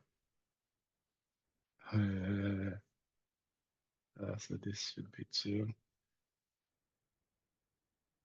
No, this should be 1. All right. I am going to come back to my route tables now. And for this private route table AZ1, I will come to my routes. I see that there's a black hole here. That's because the NAT gateway we created in the last session, we terminated it, but this route still remains. So I will edit the route and then I'm going to remove this. I'm going to add a new route now from the internet, from anywhere. I'm going to select my NAT gateway. I should have 2 NAT gateways here. So this is where it is good to name your resources, else properly, you're going to have issues. So I'm selecting that and I'm going to save that. And subnet association. Now I have those 4 subnets here. I will have to edit and remove the AZ2 private app subnet and the AZ2 data subnet. I'm going to save this. I hope you guys are still with me. And then I'm going to still go back to my routes table. Or am I doing magic? If I am moving fast, please let me know. I'm just going to replicate what I did earlier, but now for my NAT gateway AZ2, saving this. Subnet associations. Now I will explicitly add my private app subnet AZ2 and my private data subnet AZ2 to this, and I'm going to save this. If I come back to my VPC now, and I look at my resource map, I like to always use this to know if things are being set properly, if they are being routed properly. So for my public route table, my public subnets are routed through the internet gateway. And then for my NAT gateway and the route table AZ2, they are routed, both the private and the data are routed through the NAT gateway. And then for this also, yeah. So I see that everything is set properly. So after you do all of this configuration and you come here and you click on this and then maybe your NAT gateway is routed to the main route table, know that you have mixed things up. All right. Are we still together, guys? Yeah. I know you are with me. It's the rest of us that I want to be sure. Dan, Henry. All right. I think what we might need to do as well. I don't know. I know it takes some time anyway. A descriptive document on how to go about this thing will help. Okay, step-by-step document Yeah, thank you. So that's what you have it here. We've been there. to doing make it. more sense. So again, we all document differently. Yeah, so that's why and I think Taiwo mentioned when we started the class that he takes notes when he watches the videos. Yeah, so I know there are back and forths while watching the videos. There are questions that come in, but you know what how best you're able to structure your notes that when you go over it. If I show you the paper in front of me, I'm not doing all of these things on my head. I have it documented, obviously. But if I show it to you, it might make zero sense to you. Like, I do not understand. Yeah, there are tools that I can use to do proper documentation, but that would make you guys lazy. So I think it's always better you guys, document it yourself. Yeah. I've called a few names. Nobody answered. Henry, are you still with us, or you've slept off? I know Bliss said he was sleeping off earlier. But with all of this that we are doing now we have come to the practical side. That sleep should have escaped from your eyes. Dan, you wanted to say something? Not really, not really. Everything is looking like magic. So the best way is to go over it and learn at my pace. And from there. But have you been able to at least that case that we did in the last session? Yes, Have been able yes, to yes, yes. get those? Yes. All right, cool. So with that now, you just start, you build on, on that. It'll make more sense when you do it.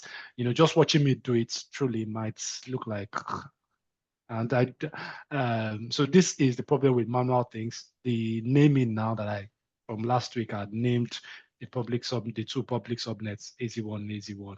Yeah, so when you're doing things, when you do it over and over again, it gets easier, but you're bound to still do one or two mistakes. I was able to do the VPC, the subnet, the roundtable. Awesome. Previous class, but these other ones I had to go through. Yes. When you go over it, you figure it out. All right.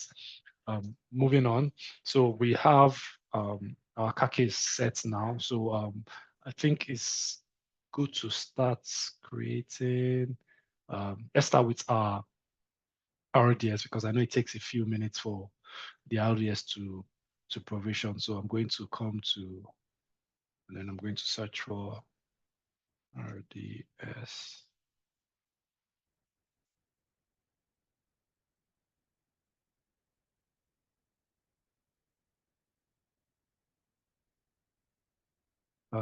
Right now, there are no databases in here. So I like to always, while we will be creating our RDS, there is a part in one of the configuration that would require, I think this is also, would make provisioning much easier. You create like a subnet group now, yeah. So it's always good to create a subnet group that would, so you're kind of planning ahead. Okay, I know I want to. These are the subnets that I want to put my database in. So first thing, I'm just going to call this.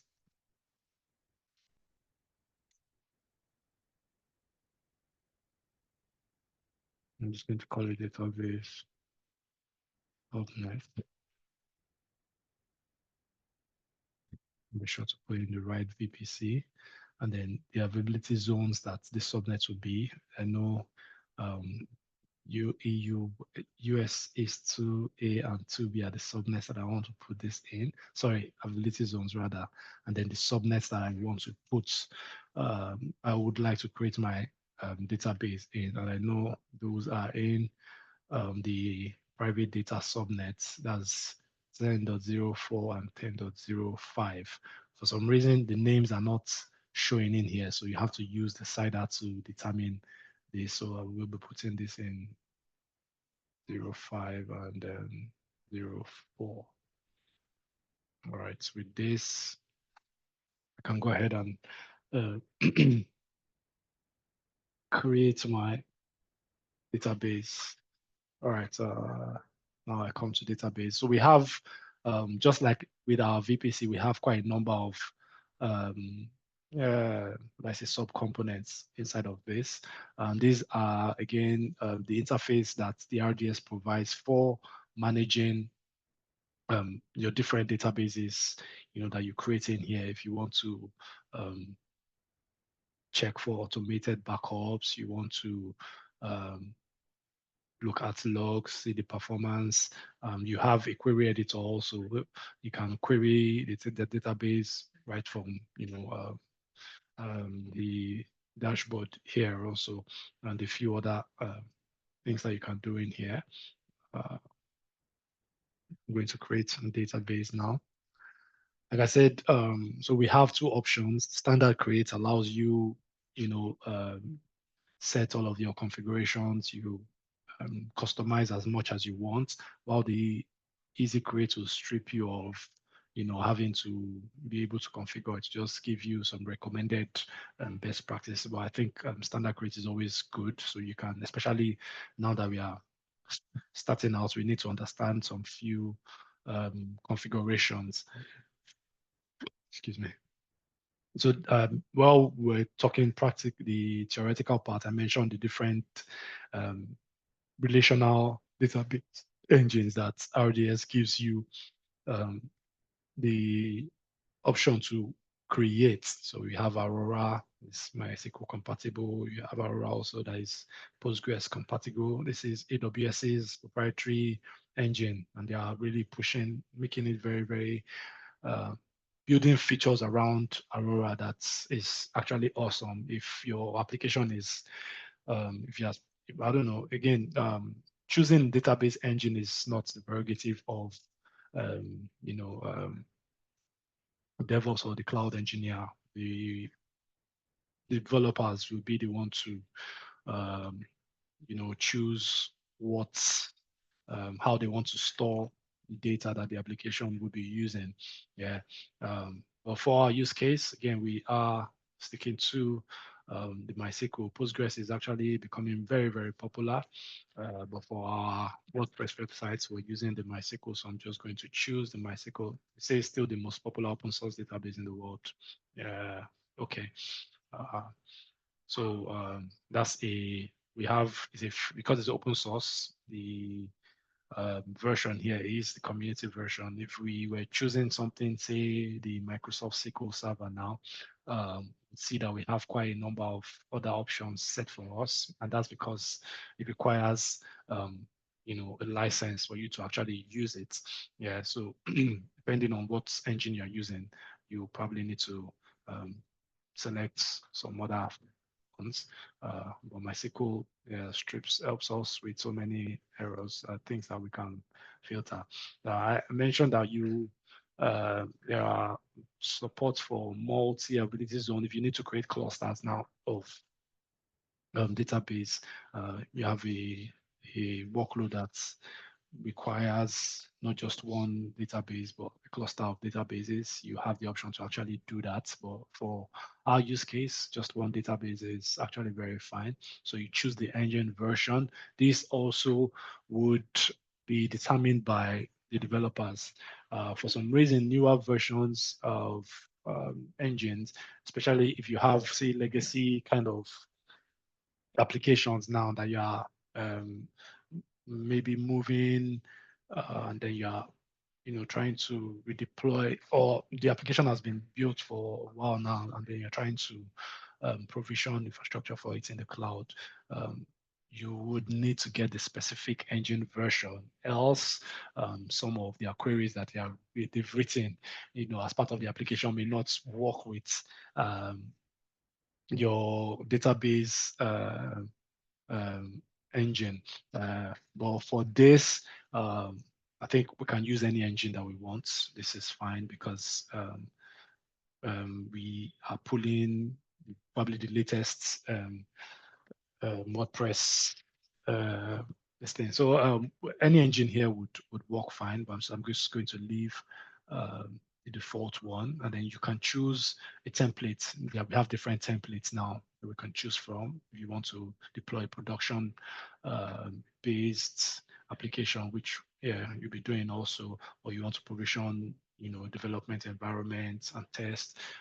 And then for us that just learning, you want to use the free tier one, albeit depending on the template you choose, this will affect the availability and durability option that we have here. For production, obviously, they want you to create, multiple instances now, deploy across, whether inside a cluster or you want to have it just deployed in multiple availability zone like we have in our architecture here. One would be the master DB, and then one would be the standby one.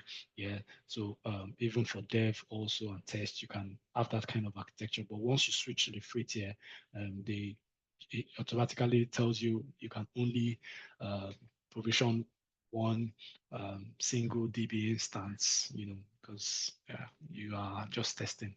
Yeah, I will do dev and test and still choose a single DB instance because I don't see a need for standby one because we won't need it, and I won't.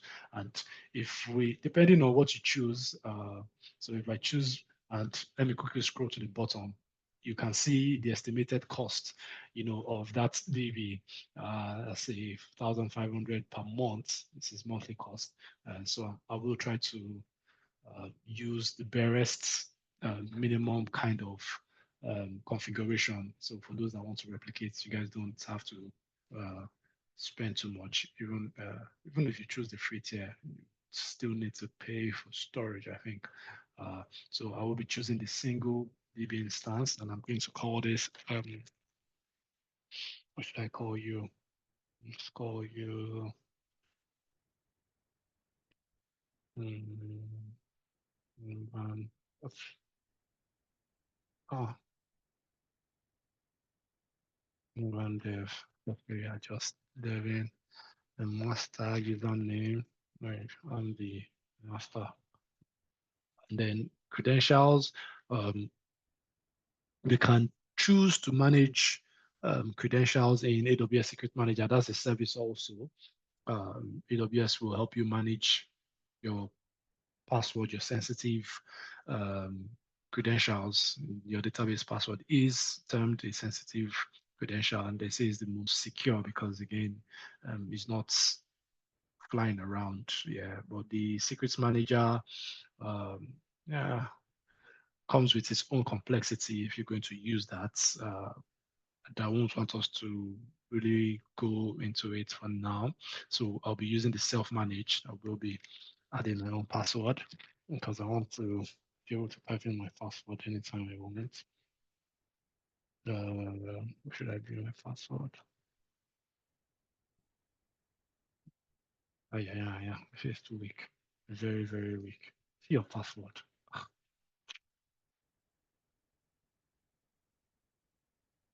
Still weak. Leave me alone.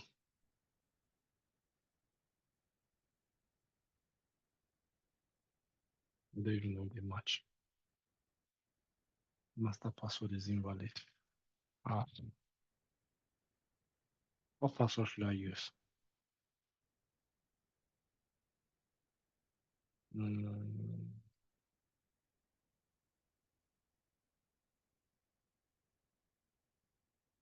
I know it doesn't match. Actually, fair, it's better now.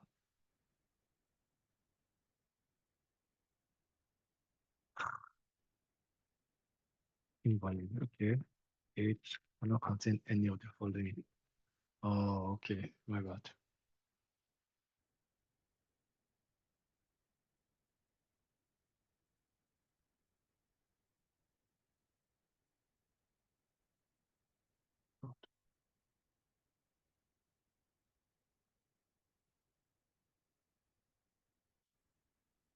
All right. Then now we come to the instance configuration.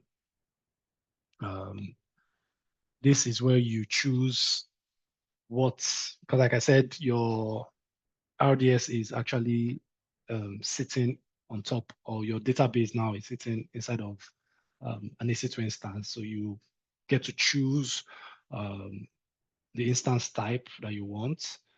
So depending on what template you choose, actually will determine also the instance configuration that is available to you. can have, you know, optimized writes depending on the class. You have different classes, instance classes. Most stable class is the one I want to choose. That's where you have, you know, our T2 and T3, what have you. So a T3 micro is, you know, 2 CPUs and 1 gig of RAM is very, very fine for our use case. Again, this the kind of application that you are deploying would determine what kind of instance type that you're going to choose in here. Then storage. Sorry, sir. This T3 micro is under free tier as well. Yes, T3 is under free tier. I think most of the T family are under free tier. And so if you choose free tier here, you can actually see those that you have available to you. Yeah, so you see we still have our all of these other generations have been, you know, graded out. I think you can actually include there. Okay, even if you include, it's not showing it. It's just the T1s that we have. T3. Okay, just the T3. It's very small. You can. It's not. Just going to stick to this so I can get more options. Single.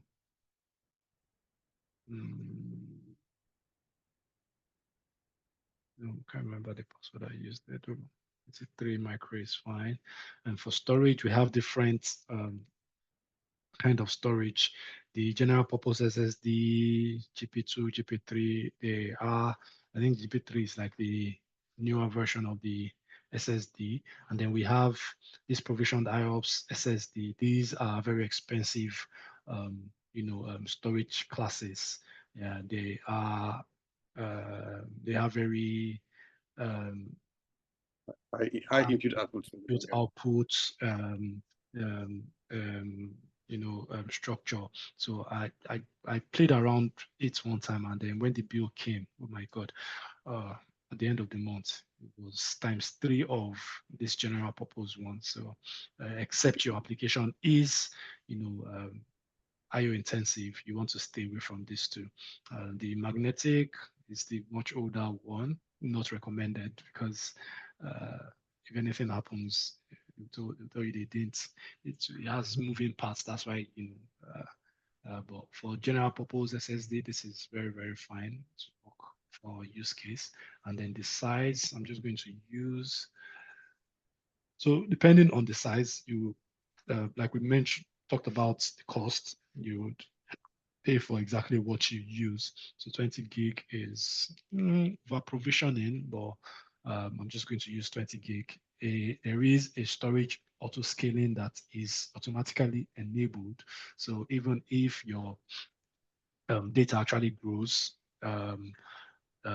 this would, so whatever it is that you choose here would always grow as you know, as your data actually grows.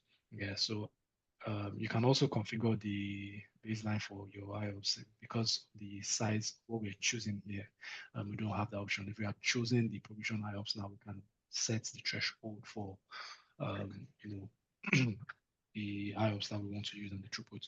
Yeah, so we'll, for connectivity,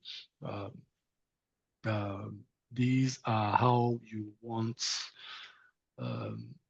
your database now to be exposed. So you can either choose to connect for the most part, especially if you have your application running inside of an instance, you would want to connect to an EC2 instance. But right now we don't have our instance provision, so we won't be, you know, connecting to anything from now. There are other ways to actually connect your applications to it, your EC2 instance. We'll just see that later. And you also need to select the right VPC, else you would not. And when we had this VPC, you see, there was no, the subnet group here was saying default subnet group. But that's why you had to create your subnet group earlier. So we have our database subnet groups that has our 2 subnet groups. And also, this saying after a database is created, you can't change it to VPC. Yeah. And then you have the option to both either allow public access or not allow public access. I don't know why you'd ever want to allow public access to your database, maybe for dev instances, and then you want your developers to be able to connect to the database, which is not even advised because they will just create multiple tables and, yeah, I've actually worked, handled the projects that's, well, they provision the RDS already and developer could connect to it. And immediately I saw it, I had to tell the guy, I don't think I want to, because if anything, and it was a production application. Like, why would you allow public access to your database? I'm not comfortable working on such, except you take my advice and then make this unaccessible. Yeah. You always only want to give the right amount of permission to, your resources, especially even if you don't have sensitive data. Still don't want anybody to be able to connect to your database at all, except the application. Yeah, so the VPC security group, that's why we had to create our security groups, earlier. So going to choose an existing security group. Even if you didn't, you could, always create in here, but you would not be able to select, all of those inbound and outbound rules. So going to take away this default one, and then I'm going to select the the database security group. All right, and then the availability zone, I will be, so this basically is saying where do you want to put, because we only chose a single DB instance, so we'll be putting this in either 2A or 2B, it don't matter, as long as the applications can connect to it. So certificate authority, this would provide, again, for HTTPS connection, yeah, and then you get this out of the box, as part of the features that RDS provides for you. The database authentication is password we are using, and we have set our password earlier. For monitoring, you have, I think it's always good to enable enhanced monitoring, to see the different things running on the CPU. You can, yes, even set logs also.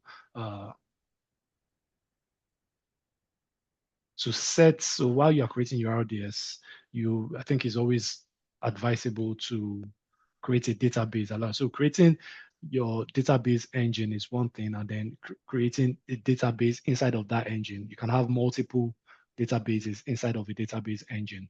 Yeah. So it's always good to have an initial database, for whenever you are connecting to the database. So I'm going to create a database engine. I'm just going to call this application DB because I can't think of any other name right now. And parameter group, option groups, these are just extra configuration features that you can use in adding features now to your database, your database engine rather.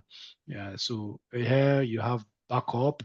So usually when you're provisioning managed services, you get to, this is even is annoying because everything is in one place. Some services you keep going from page to page. You have, it's grouped, just like it's grouped in here also. You have monitoring part, you have just yeah. see Azure. Just see Azure and stop hiding behind. But I think that's it makes more sense because you're not scrolling and you'll be like, when am I going to get to the end of this? Just go next, and then it's properly structured. Yeah. I again, because we are learning AWS here, don't let me trash talk AWS. So for backup, you can enable automated backups, which is very, very advisable. But for this, you probably will not need the backup anytime. And then you select your backup retention period. You can have it from 1 day to 35 days. I was saved by this automated backup one time where one product manager forced me to go and touch a column or truncate a table that was linked to many other tables and a production database. I wrote what they call incidents report and tire that year. The guy just went mute when everything went. Yeah, but thank God for automated backup. I was able to immediately remediate on that and then got those information back. And then you can, yeah, so this gives you only 24 hours backup. If you need to do differential backups for your database, you probably need to use a third-party tool to help you achieve that. But for daily backups, you have that out of the box. Yeah, but again, I'm not going to allow this. Encryption, you can have your data encrypted at rest and in transit also, again, for our use case. And this is, again, very, very critical for enterprise application. I don't know if it's in this class I mentioned. I was going to integrate with a third-party tool, and the list of questions that they sent before they would allow us connect to them was mostly on encrypting data both in transit and at rest, and they were asking for the tools that were being used to do the encryption and what have you. So encryption is actually very, very important now. Uh, Even though it's just another form of security. So security is a never-ending thing. You can only try to add different layers of security around your services, as long as all of these things go through the internet. I have a professor that usually says the tenant of the internet is against security. So no matter how much you think you protect things, as long as is on the internet, it's still porous. You still can be hacked. Yeah. So encryption, yeah. And when you add encryption, you need to use, there's another service, the AWS KMS, Key Management Service. Again, those are a bit advanced things that I won't want us to bother ourselves with now. As you grow in experience, you get to use all of these services. Yeah, so again, you can log all sorts of things, and this will be logged to AWS CloudWatch. And again, because data is being transferred from one service to the other, it would accumulate some small kind of bill. Yeah, so I will just, again, I want to stick to the barest minimum so that, and even with the barest minimum, I still see that we'll be paying about $14 per month. Where the bill is coming, the bulk of the bill is coming from the instance type now. I chose a two.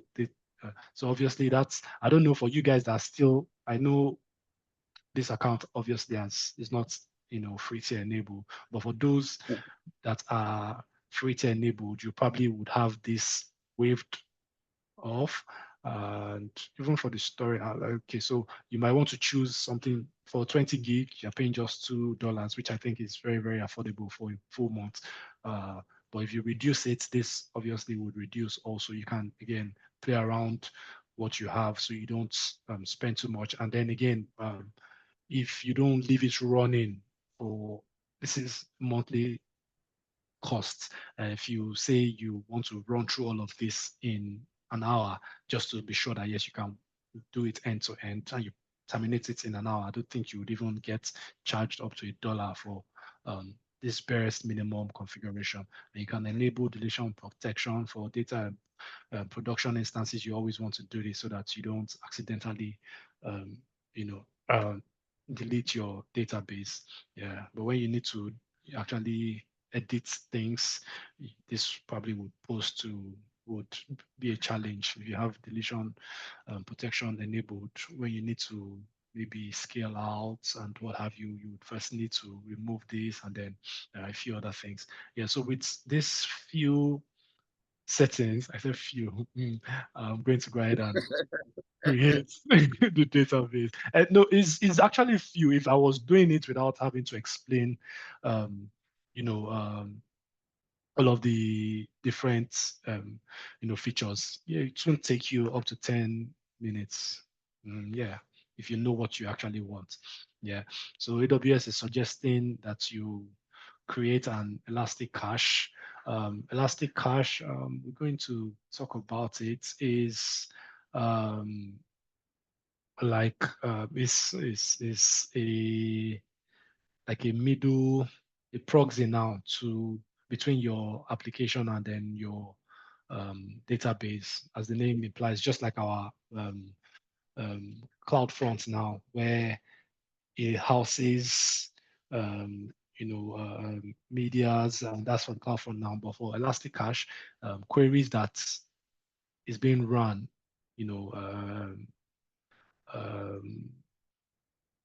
again over and over, cached here. The results are cached in the Elastic Cache. So when those queries come again, instead of having to go to the database, your Elastic Cache would, send the response back since it already has houses.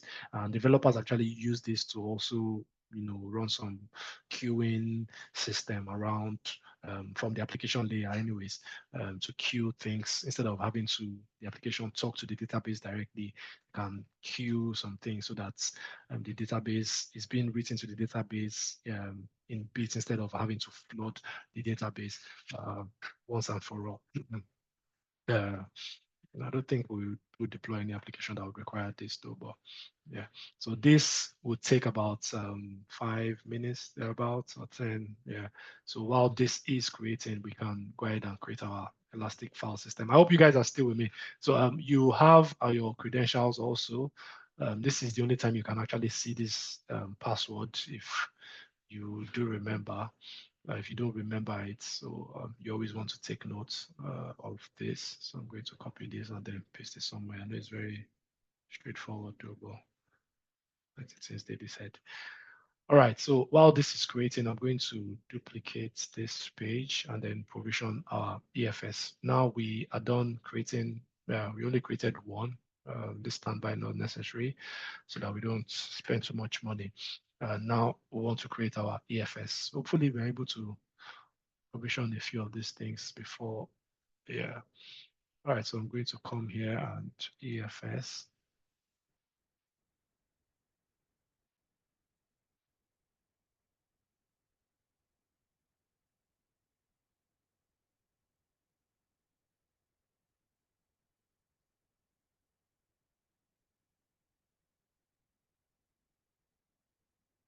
So while this is even creating, I could show you, these are all of the features again that you have as part of your database. We're going to get an endpoint that we'll be using to connect when it's done provisioning. Here you have monitoring. Again, this is not done provisioning, so your CPU utilization, the number of database connections, space, swap usage, and a few other things would, metrics also would get added once this is done provisioning. You can also see logs around your application. We didn't choose any log now, so this is just, I don't know why this is coming, since we didn't choose anything. Then you can see your full configuration, the engine, the instance ID, the master username, and this password, you can't see it again. And all of these options, you can always edit all of this, modify them as you want. You have this for data engineers if you need to use your database for ETLs and what have you. And then you have the maintenance and backup here. There are no snapshots for now. No backup also because we did not select. If there are maintenance that needs to be done, this is where you come to see that. And again, because AWS manages all of this, you don't have to, once there's any issue, there's a maintenance that needs to be done, patching or what have you. And once it's here, you click on it and then you apply, and it doesn't even disturb your application at all. Maintenance, there are some, if there are few maintenance that probably would disrupt the usage, but they would give you a level as to that maintenance, and then you have recommendations also.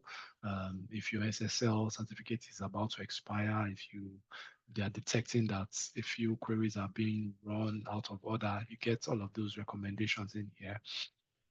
Yeah, I think we chose enhanced monitoring, so you can always even see I think enhanced monitoring part. This will give you more detailed insight into all that is running in here. So all of this comes out of the box. For $14, I think this is fair. If you had to configure all of this yourself, you would, the time you spend in doing all of this configuration would actually be more than all of which you have done now. So, Mr. Amayo. Yes, Tyrell. So there's nothing like Ola Allegri maintenance plan. There is nothing like Ola Allegri. No, Ola Allegri. I didn't get that. In Microsoft SQL Server. Yeah. There's a maintenance plan, Ola Allegri maintenance plan. Oh, I will drop it on the chat. Oh, okay. Yeah. So the maintenance for this is again patching the infrastructure and maybe upgrading the database engine. And I think the that maintenance would be determined by, so if we provision, say, a SQL server, the one you're talking about probably would be one of the maintenance that will be available to you.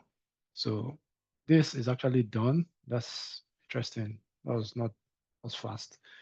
All right, so right now the CPU is now running. There's nothing connected to this, so it's very, very fine. So like I said, let's provision our AFS so that our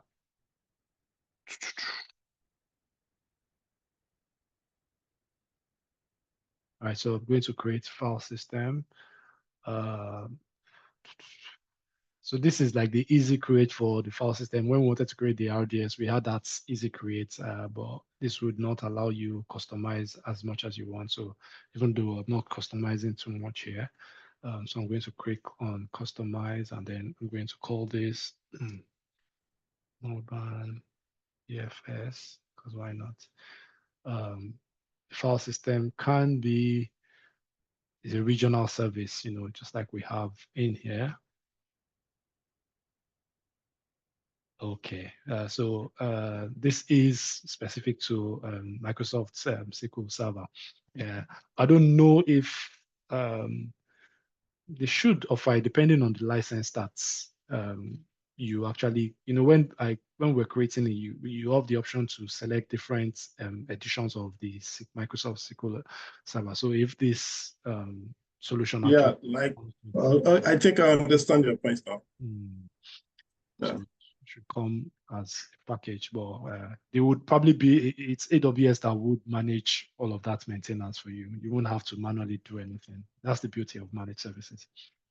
I would always preach managed services over having to do anything yourself. All right, so the file system type is a regional one. We don't want to put it in one availability zone because we want it, across.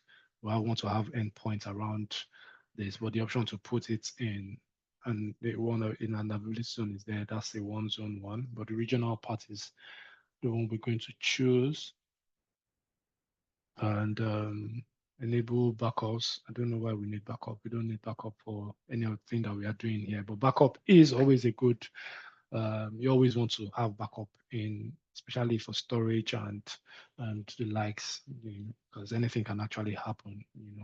And then I talked about lifecycle management there when for object store and the file store, we have this option to manage the life cycle. So basically what this means is there are different storage classes, and the storage class, it's just, the difference is just what you pay, for a certain amount of storage. So AWS is kind enough to say, okay, yes, you have the flexibility of, say you have one, of 500 terabytes of data, and out of that 500 terabytes of data is only, say, 1 or 2 terabytes that you actually interface with regularly. You have the option to move the remaining 499 terabytes to a different storage class where you pay less per gig of storage that you have in there. So you can say, okay, after um, 30 days of last access of particular, of some data, move them to this infrequent access storage type. And then you can also archive data. So after 90 days, if a data is not being used in 90 days, I think you can archive it. And then, so this basically enables flexibility and then helps you save costs, the organization cost depending on how large of a data is being stored or needs to be accessed frequently or what have you. Yeah, they recommend, we know. Yeah, and you have these both in, like I said, the object store, and then in your I think your object store you even have more storage classes now compared to this AFS. I saw encryption also very, very good at your encrypt data at rest and in transit. So I won't be encrypting anything. Throughputs enhanced is fine. Every other option here, I think I can leave as it should. Yeah, the name and then the region is all that we need in here.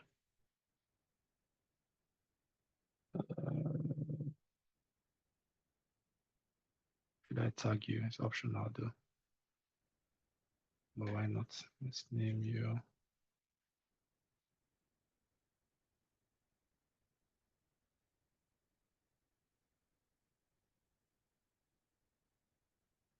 Oops.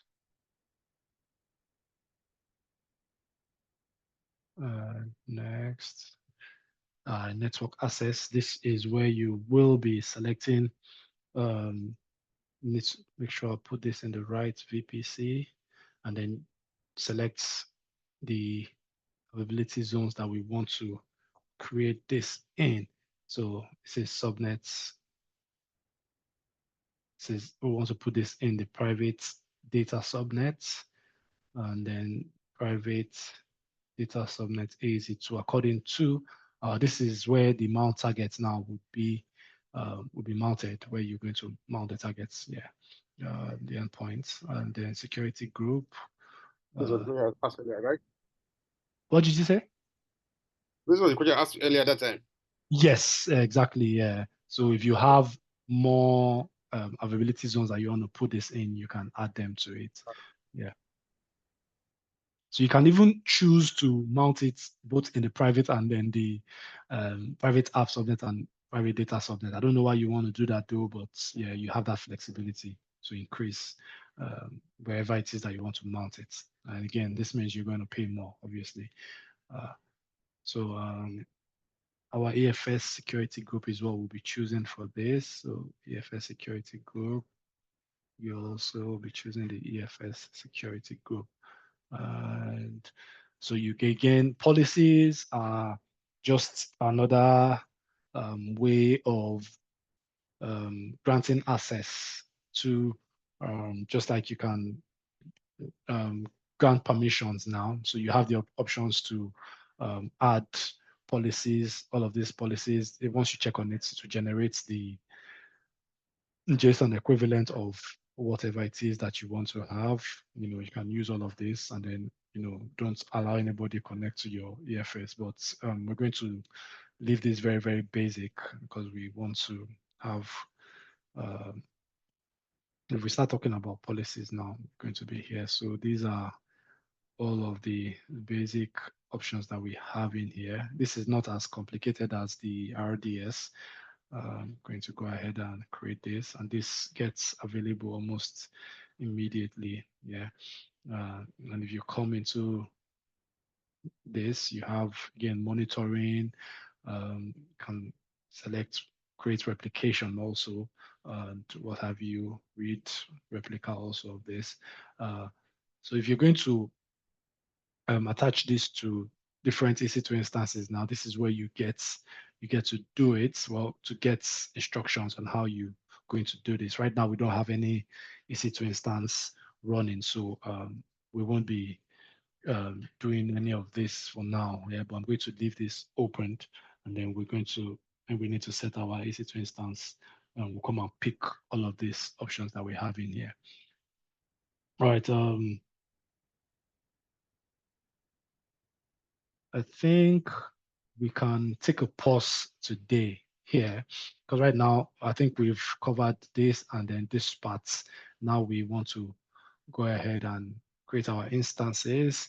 Yeah, if we start launching that now, probably not complete it in 7 minutes. So we will be taking a pause here. I expect that you guys have questions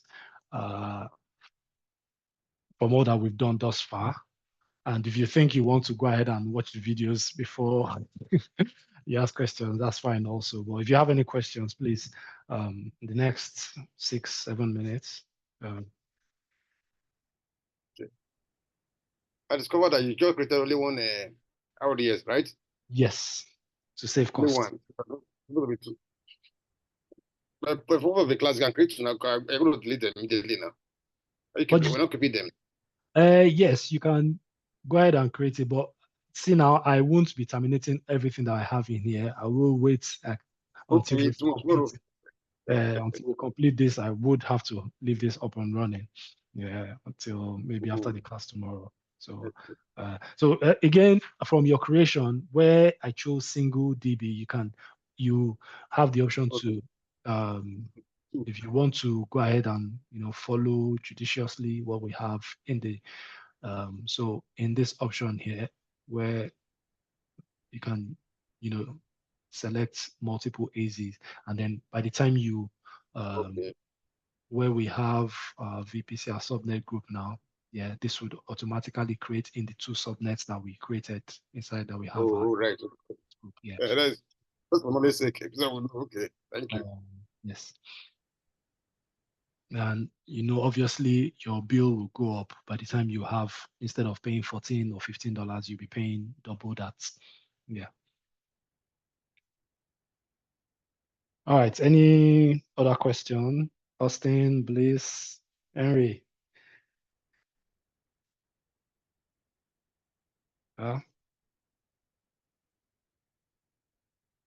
I'll take your as no question for me. I'll just have to go through the video because I got a little bit distracted in between. Oh, okay. Okay. Yeah, thank you. All right. No problem. So I have a question about this VPC the IP. I mean the site annotation, right? Okay. So it's 10.10.0.0.0 16, right? That means you can only assign the IPs that are in the last 2 octets, right? Last 2 octets, yes, that's correct. Yeah, the first 2 are reserved for the subnet. And then when you were creating the subnets, you have 1 public subnet and 2 private subnets. Yeah. Right. And then you have 24, 24, 24. Can you have that many? Oh, okay. I see what you did. Never mind. Sorry. So you can have multiple subnets inside of one availability zone. Because just the 3rd octet here that is changing for the subnets, and so. Okay. All right. Okay. Yeah, right. Okay. That makes sense. So I'm still trying to brush up on my networking skills. So by the time you start using it over and over again, maybe because you've left it for a while. So for a while, yeah. Yeah, you're right.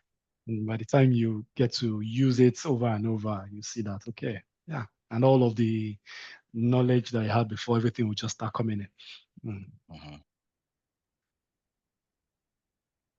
So do you mind explaining like the flow of request from the user, right? It goes through Amazon Route 53. Through the internet. Okay. And then go ahead. to the application load balancer, and then application load balancer in turn sends this to the web server. If data needs, well, the web server now communicates with the RDS, or if it needs for so it depends on what kind of so the web servers are in the private subnet. Subnet. Mm. So how is the request supposed to get to the private subnet from the internet gateway? So the NAT gateway is sitting in the public subnet here. Okay. So automatically it means, and we have a route, a local route inside of our VPC that allows every resource in the VPC communicates, With each amongst other. themselves. Yeah. So that traffic can be routed, and then we have a security group also that allows traffic coming from, HTTP on the web server.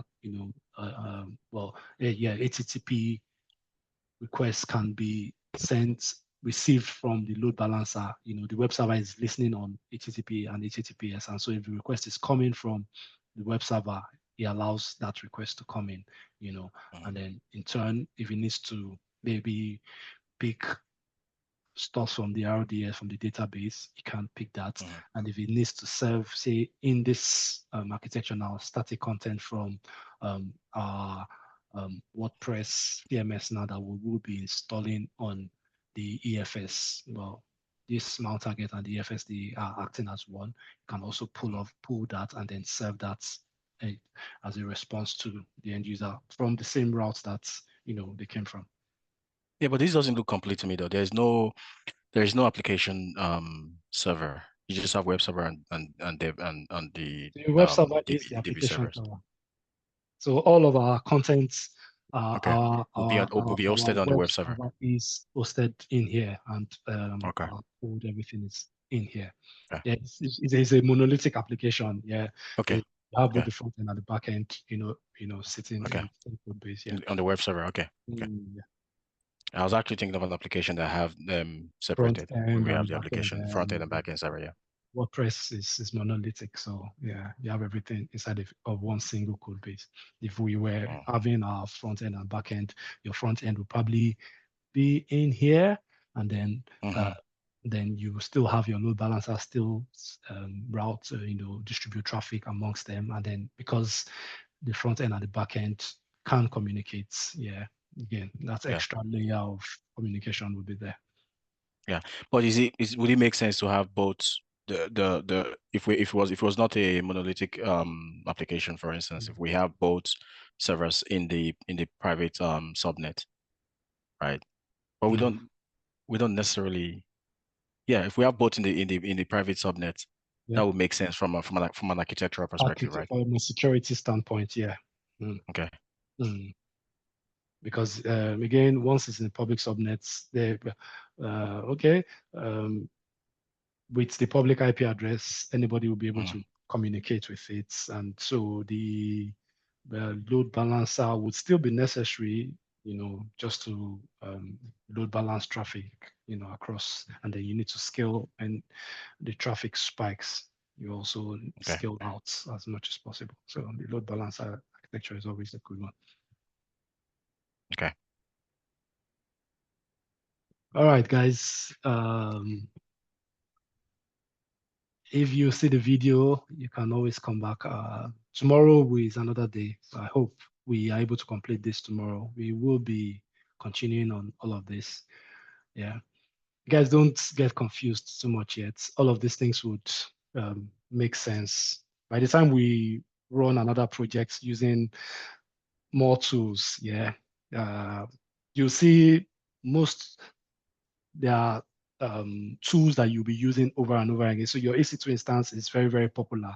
Literally, I don't think, well, depending on your workload again, we won't be going too advanced in this session because we're still trying to grasp, all of the basic yet. Now, you can have containerized workload and you have services that you can use for those also. But EC2 is still one of the most popular services in AWS.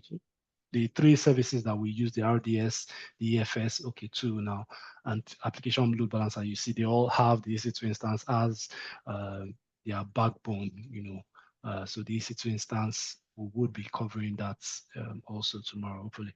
All right, guys, thank you very much for your time. I hope you guys are not so confused. We'll complete this tomorrow. Have a good night, y'all. We are confused though, but have a good night. Henry, you're not confused. Good night. From our discussion now, you actually know what we are doing. No, I'm trying to keep up with everybody. So Makes sense. All right, guys, have a good rest all of the right, day. have a good one, everybody.